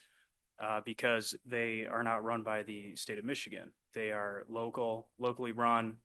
Their board is elected in county-wide elections, not statewide elections. And so, I mean, honestly, I was kind of confused about exactly what the defendant's argument or I'm sorry, the appellant's argument on appeal was, because they seemed to leave the argument that the community college was, an arm or an agency of the state, and instead said that Mr. Muhammad, who's the individual defendant because he was licensed as a public authority officer, was somehow an arm of the state.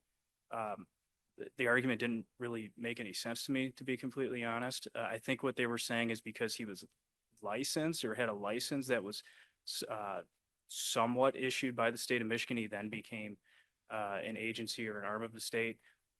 I mean, I think that argument itself lacks any legal basis, but even if you think about where that would lead, that would mean anytime you sued like an attorney who has a license from the State Bar of Michigan, or you sued a doctor who has a medical license, they somehow come under the Court of Claims Act. Obviously, that's not the case. And then in the reply brief, they seem to sort of convolute the governmental immunity statute with the Court of Claims Act. Again, I don't think there's any legal basis for that. There's obviously, those are two different statutes. Obviously, there's certain entities like local governments that have governmental immunity. That doesn't mean they fall under the Court of Claims Act. And so, if the court has any questions, I'd be happy to answer them, but I feel like this is a pretty open and shut case. I don't see any questions. Okay, thank you. One question, did you handle that case with the fire hydrants issue? I did. Okay. All right, I just did. curious. I thought I had a flashback. Thank you. Still Thank waiting on the opinion for that one. Yeah. Yeah, that's the flashback. Thank you. I'll be on the panel. Okay, I don't see any. Thank you very much. Thank you. Thank you.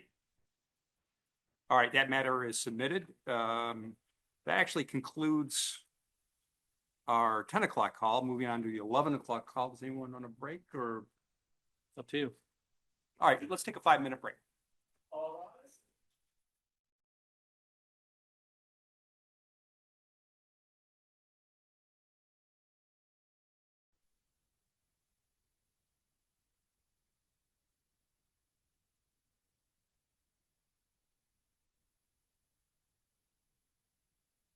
All right.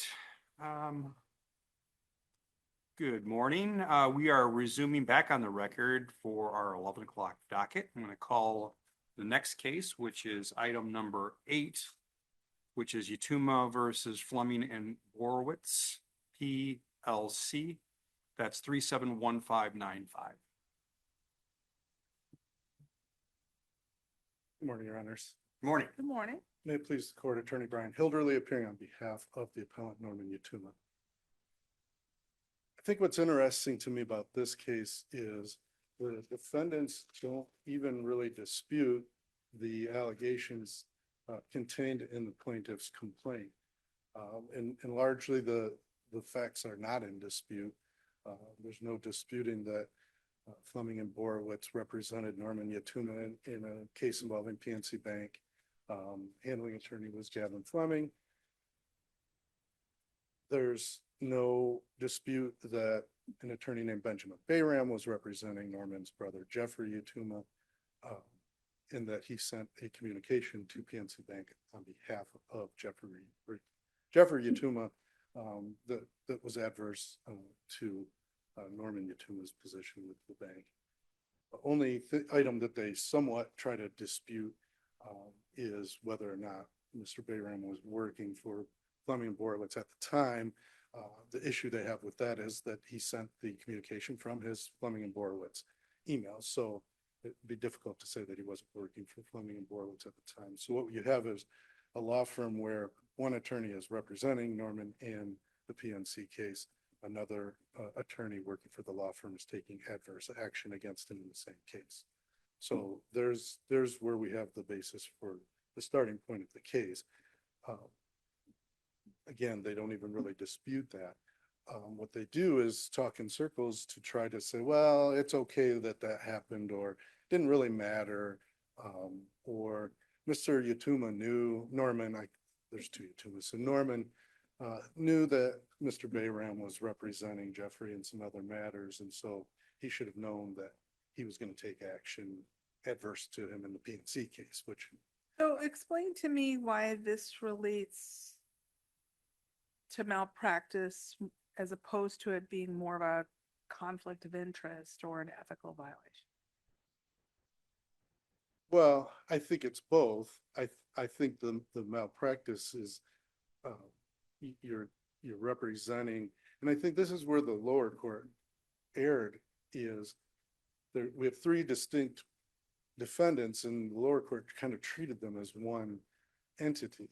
And so where Mr. Bayram may say, well, I wasn't representing Mr.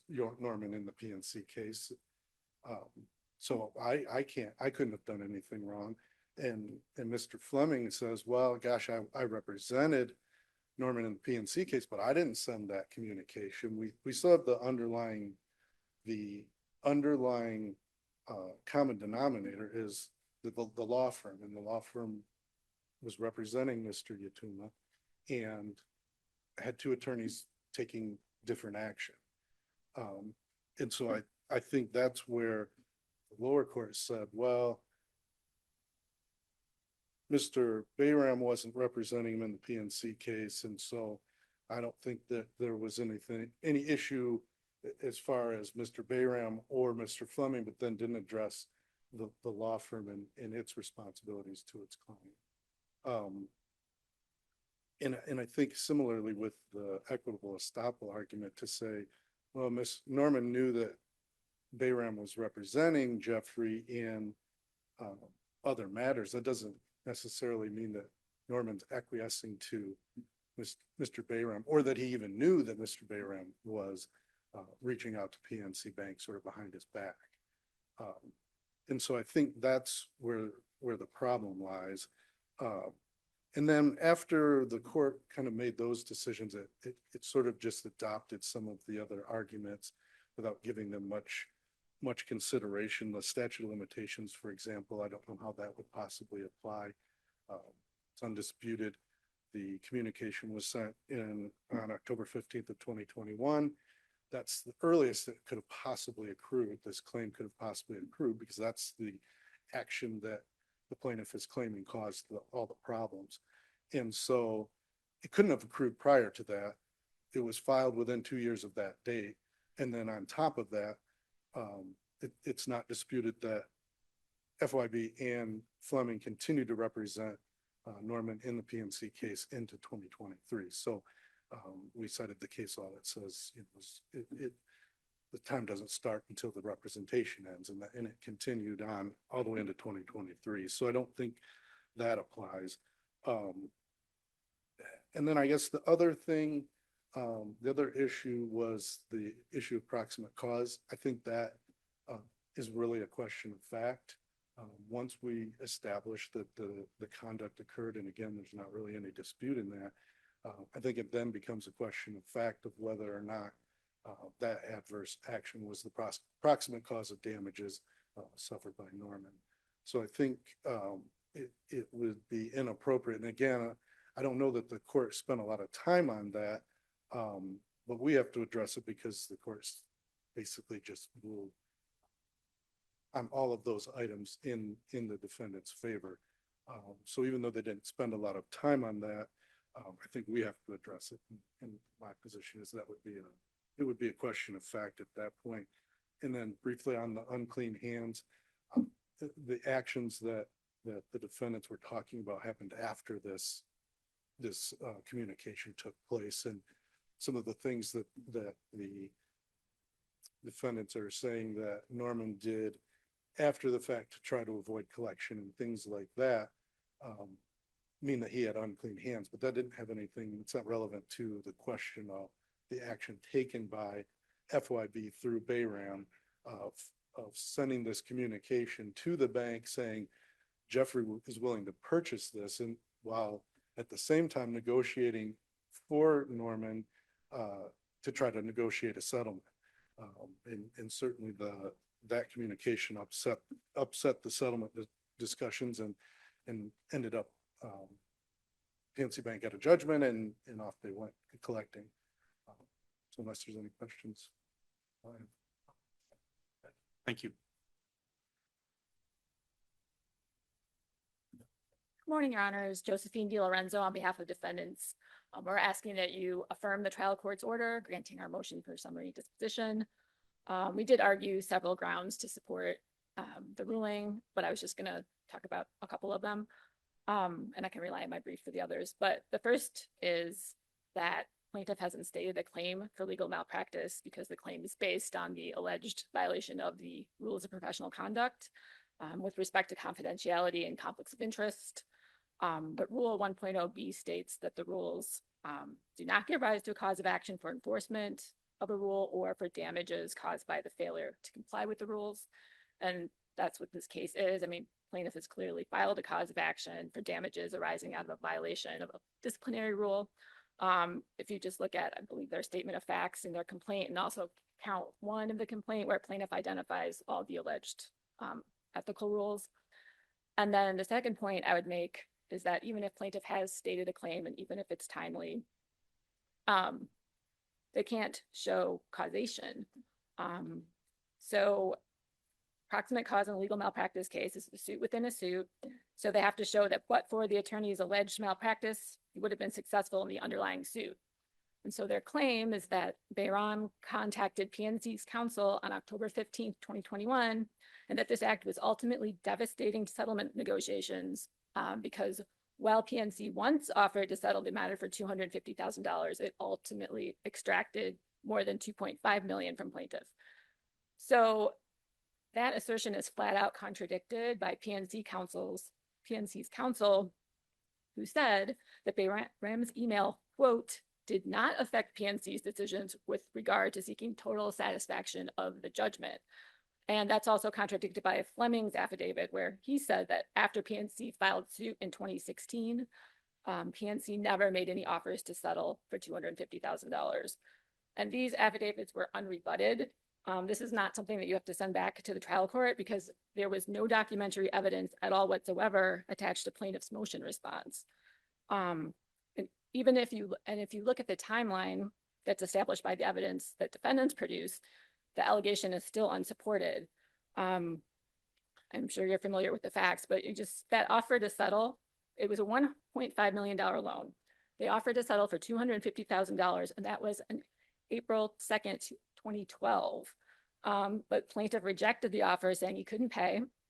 And it was like 4 years later, PNC sent a demand letter for $1.7 million. That was in August 2016, and then they ended up filing suit the next month. So the next offer of settlement didn't come until October 2019, and that was from PNC, and they said they offered to stipulate to a potential judgment, but this was for over $2 million. So then the actual judgment was for $2.141 million, and that was in February 2020. And again, Bayram's email didn't come until October 2021, and there's zero evidence that PNC made any other offers to settle after they obtained the judgment. And that's all I would say, unless they have you to answer any questions. Thank you. Thank you. Thank you. Very good. All right. Thank you Thank both. you. That matter is submitted. Turning now to item number 9.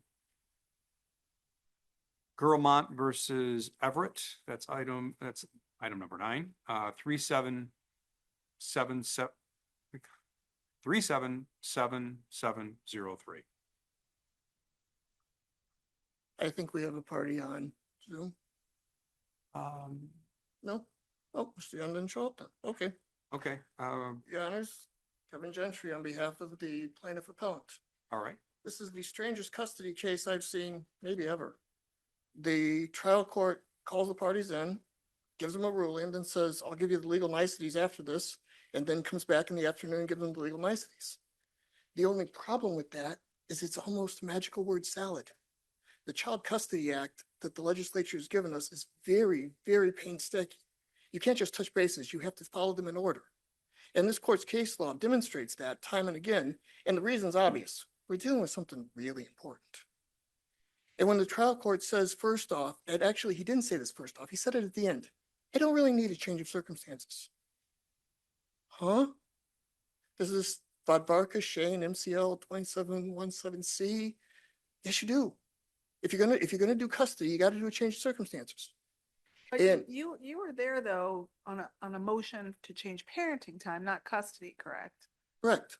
But Okay. what he did, Your Honor, is he took a 50-50 parent and made them a weekend parent. Under Lieberman and Powry, Yeah. that is a change of custody. So if he's gonna do that, he's gotta find a change of circumstances somewhere. But how many days the change? Do you remember how many days the change actually amounts to? Yes, Your Honor, I didn't do the math on this, I probably should have, but what the prior schedule was Monday, Wednesday, Friday, every other weekend. Now it is 5 days a row during the week, during the school year to defendant, and weekends to the mother. So that is effectively, In the whole summer. and most of the summer, he gets a couple of weeks of pick and choose. So does the number come out the same? It's the Powery thing, it's a weekend parent. You take a parent who's helping kids with school, moving the kid through life, and now you say, okay, you get to see the kid on the weekends.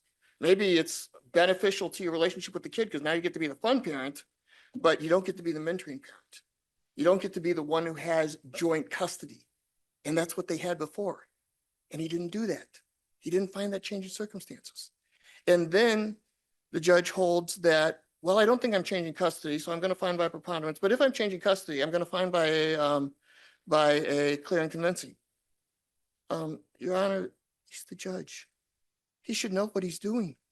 Well, I think what he said, because I just read this again last night. I think what he said was, well, I could find it by clear and convincing evidence, but I don't need to. I'm only finding it by a preponderance. And that's my point, Your Honor, is that if we're going to reduce the Child Custody Act to the magic word salad, where somebody can say, this is what I'm doing, Court of Appeals, please don't reverse me because I'm going to do this, and then I'm going to do that, and I'm going to do that, and I'm going to do that. That's not what the legislature intended. That's not what Lieberman talks about. That's not what any case of this court talks about. It's not about saying, it's about doing, it's about following the specific Child Custody Act. And that just didn't happen here. A couple other points I wanted to mention. Factor G, all factors were equal except factor J. And the trial court took great umbrage with the use of an anatomical word I'm not going to use because of what YouTube, but took great umbrage about that. That's where the injury was. That's what the medical professional said. That's what the police who called the SANE interview, I mean, they had something to think about. And there was an unrelated 15-year-old minor male in the house. Your Honor, I would have asked that question about my kid. And finally, as to the school choice, the court did it based on teacher ratios. Okay, we can do school choice on almost anything because we all know that comparing schools is very hard. But he found that the contract, not the reality, the contract of Plymouth Canton Schools would allow 27 kids in one classroom, whereas it was 11 in one classroom in Harvey, except it wasn't on either one of those. If you look at the exhibits in there, it was like 15, 14. It certainly wasn't 27-1. That alone is a factual error, and it's probably determinative because that's all he had to hang his hat on. There's a lot of mistakes in this case, Your Honor, and maybe, Your Honors, maybe it works out because he said all the magic word salad. But I don't think that's what this court has ever intended in any of its cases, and I don't think that's what the legislature intended with the Child Custody Act. We're very strict about it because it's the only way we can be at all sure. It's just like we're strict about what comes in front of a jury. If we're going to trust what the result is, we got to trust the process. Thank you, Your Honors. Thank you. All right, that matter is submitted. Turning now to item number 10, Davis versus Department of Wayne County Clerk, item number 371510. Mr. Is it Hamkamp?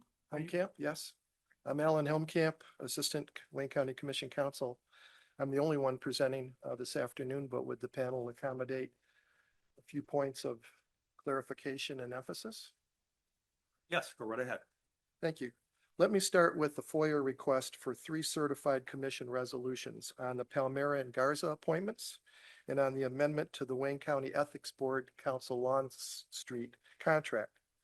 This illustrates Mr. Davis' strategy, and this is the 7th case Mr. Davis has filed against the county commission, the county clerk, or representatives of the county.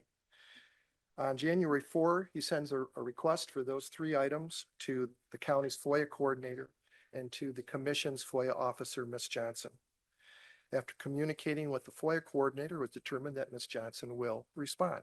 And she did so, and that's appropriate because the county commission, the legislative body, would be the appropriate body to know if resolutions were passed by them and to be the repository of them. And so Ms. Johnson did respond, and notably, she expressly responded, quote, on behalf of the entire county of Wayne, unquote. But then on January 12th, Mr. Davis sends a duplicate FOIA request asking for the same 3 items, but now to the county clerk's office and the clerk's FOIA representatives, not to the county's FOIA coordinator, not to the commission, but to the clerk department. This is a strategy he uses because he hopes that if one body responds and the other body reasonably believing that he's gotten a response from the appropriate unit to respond, won't respond, then he's gotcha and a gotcha, and then he comes for attorney fees and costs. But in this case, the clerk's FOIA representative, Cheryl Jordan, did respond on January 22nd, but she expressly relied on Ms. Johnson's response, which was on behalf of the entire county. I say this point and I start with it because it would be helpful if the court could provide us some direction on this issue where there are duplicate FOIA requests to multiple component units of the same government here, Wayne County, and whether there's a duty to respond by each and every one of those component units. And in the context, as here, where there has been a response made, quote, on behalf of the entire county.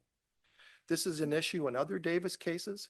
It was an issue in the Davis 3 case. And by the way, this is the Davis 7 case. I'm going to be referring briefly to the Davis 1 and the Davis 3 cases by our way of numbering, which is based chronologically upon when they're filed.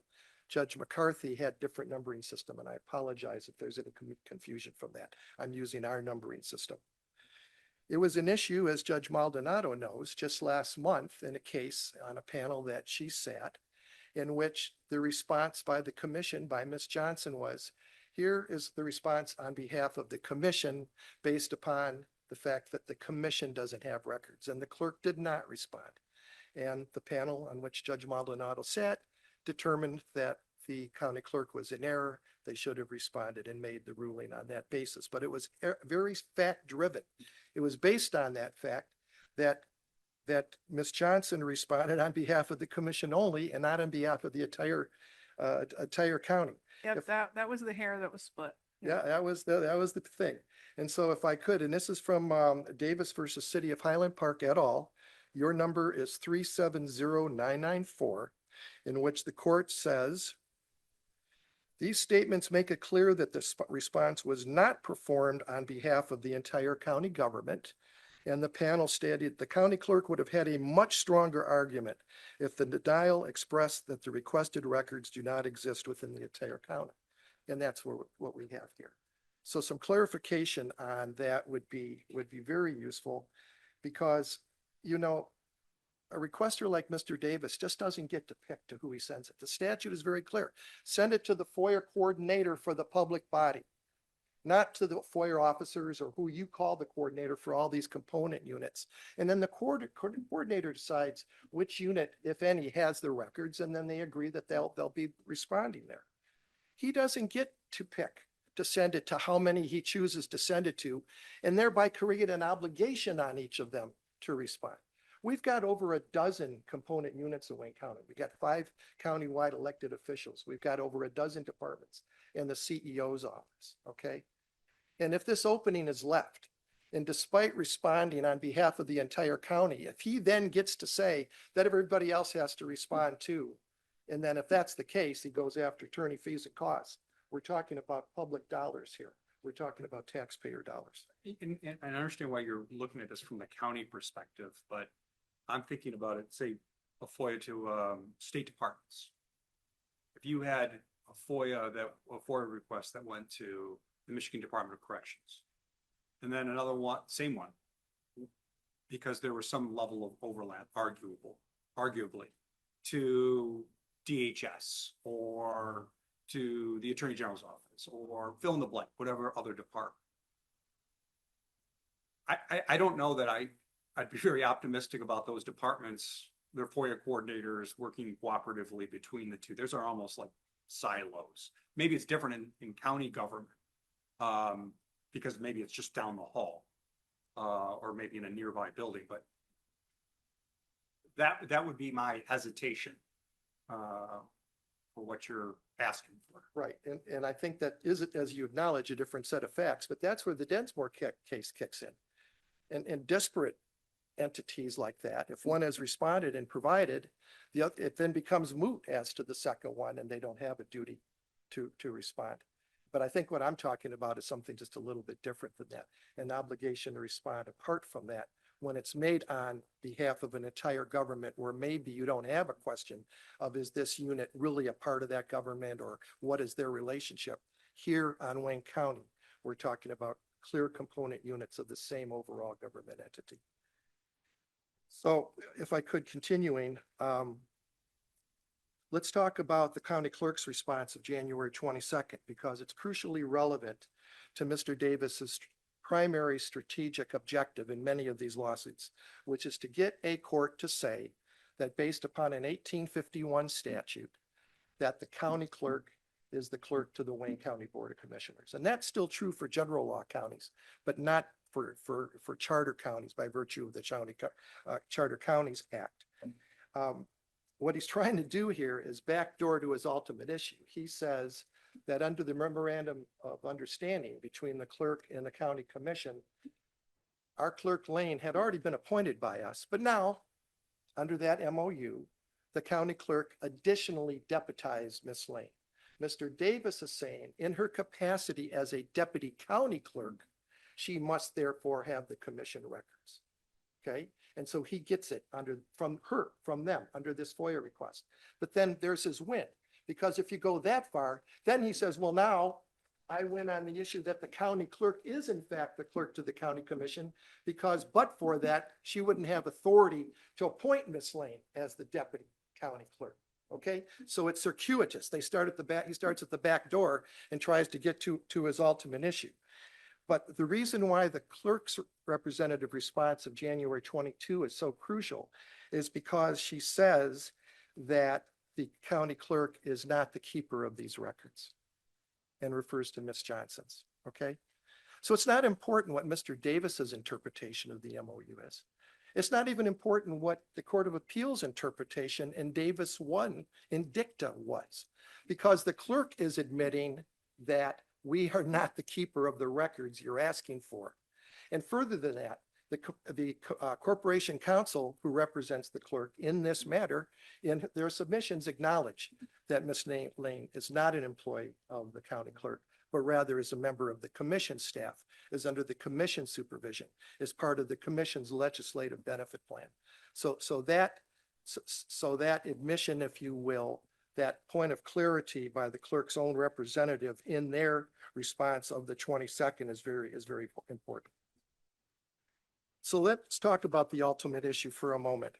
And I'm prepared to get into that. We're waiting for the case where that will be the dispositive issue. It may turn out to be the Judge Sullivan case, which Mr. Davis made 3 attempts to bring to this panel's attention.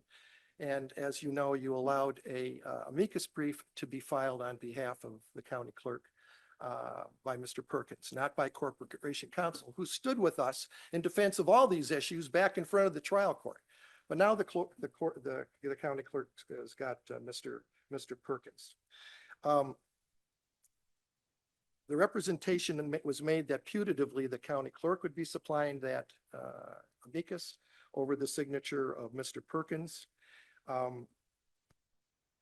look at that and I see on page 1 and 2, and although I appreciate the candor, it says, amicus curiae, Wayne County Clerk hereby discloses that pro se plaintiff appellant Robert Davis assisted in drafting this brief in whole or in part. Well, if it was in part, I think he would have said it. So Mr. Davis draft this in whole.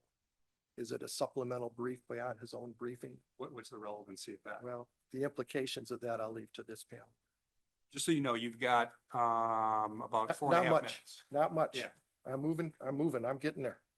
And I appreciate your consideration. let's talk about the fact that the denial of the Palomera and the contract amendment to the Ethics Board Council Longstreet contract was denied on the basis that of civil action exemption. Trial judge dismissed that count on the basis of mootness, but I still want to defend on the basis of that exemption because I don't think that was a right conclusion. She said that exemption didn't apply because the cases that it referred to had been resolved. The nexus for the Chair Palomera's appointment in the term of his office is in Davis versus Garrett, the Davis 1 case. And the nexus for the Longstreet is in the Davis 2 case, count 3, in which Davis targeted the Wayne County Ethics Board and Council Longstreet. When we made the denial, both those cases had not been resolved. They had had rulings in the trial court, both then promptly appealed by Mr. Davis. Both appeals were pending at the time, and he seeks reversal. And if he gets reversal and it goes back to the trial court, those cases are still very much alive. So the concerns which prompted us to use civil action exemption to deny is still then very, very relevant. Finally, double certification issue. He again tries this theory that he gets double certification. You send me the Garza resolution certified by FOIA Officer Johnson, but it's not right. It's not doubly certified because under 46.29, the county clerk didn't sign it. Well, first of all, he made a FOIA request. So he got a FOIA response, and certified by our FOIA officer is accurate and sufficient certification. He did not make a request for certification under that other statute that he relies on. And Judge McCarthy said we had the same issue in the earlier case. And by the way, this is the second case she had. She has Davis 2, but for some reason that hasn't been in front of your body yet. We've argued Davis 3. We're today arguing Davis 7. We're still waiting for Davis 2. But in Davis 2, Judge McCarthy had the same ultimate issue on whether the county clerk is our clerk, the double certification issue, and she held against Mr. Davis. And so, that's been handled before. And so she should be affirmed on that basis. Frivolous action sanctions.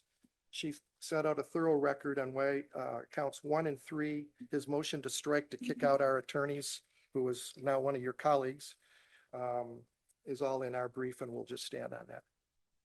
Thank you. Any questions? No, thank you. Okay, thank you. Thank you very much. Appreciate it accommodating me. All right, the matter is submitted. Turning now to item number 11. MT versus TPF 375578. There is no one endorsed in that case. That matter is submitted. Turning now to item number 12, Inray Polls Minor 379193. No one is endorsed. Judge, sorry for the interruption. It's Mike in the clerk's office. For item number 11, the panel actually granted a remote appearance for the respondent just to see if they had any questions. So he was in the gallery. Yes, well, let's bring him in. I'm sorry about that. Okay, yep. He's here. He just needs to unmute and start his video. Okay, here we go.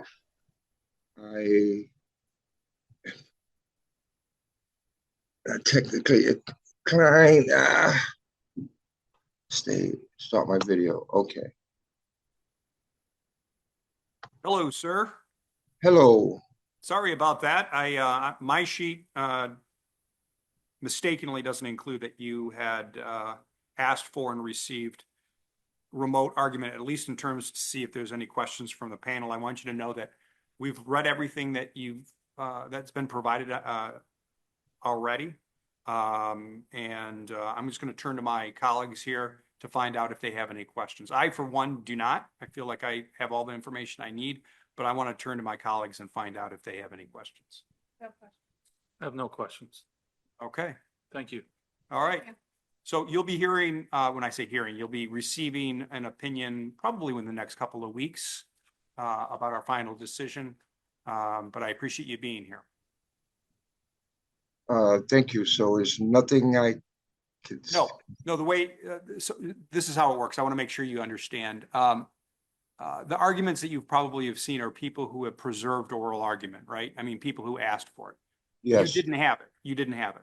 But you used you requested to do what you're doing now is for remote. But under our rules of the court, if you didn't have oral argument preserved and you are using our remote policy, which is what you're using now, remote, like Zoom policy, Yes. to get in front of the court, it's only for one thing, and that's to find out if the panel has any questions for you, not for you to argue your case, because you can't, because you didn't preserve oral argument. Does that make sense? It makes sense, but I did try to hit the option of presenting my case, and I was denied. Okay, well, I just want you to know is that, you know, we've read everything. I can't, at least under our internal rules, allow you to do argue right now because you didn't preserve it. But I want you to know that we've read everything, and we're going to be talking later today about this case as well as all the other cases we've heard today. And we're going to work hard to get an opinion to you here within the next couple of weeks. Okay, thank you. The 2 years, the extra 1 year that they just threw on with no violations, more likely I'm going to be stuck with that because it's August and it's 4 more months for this year. And my basic and only problem is I can't carry my firearm, which I have a CPL, to protect my family for 2 years.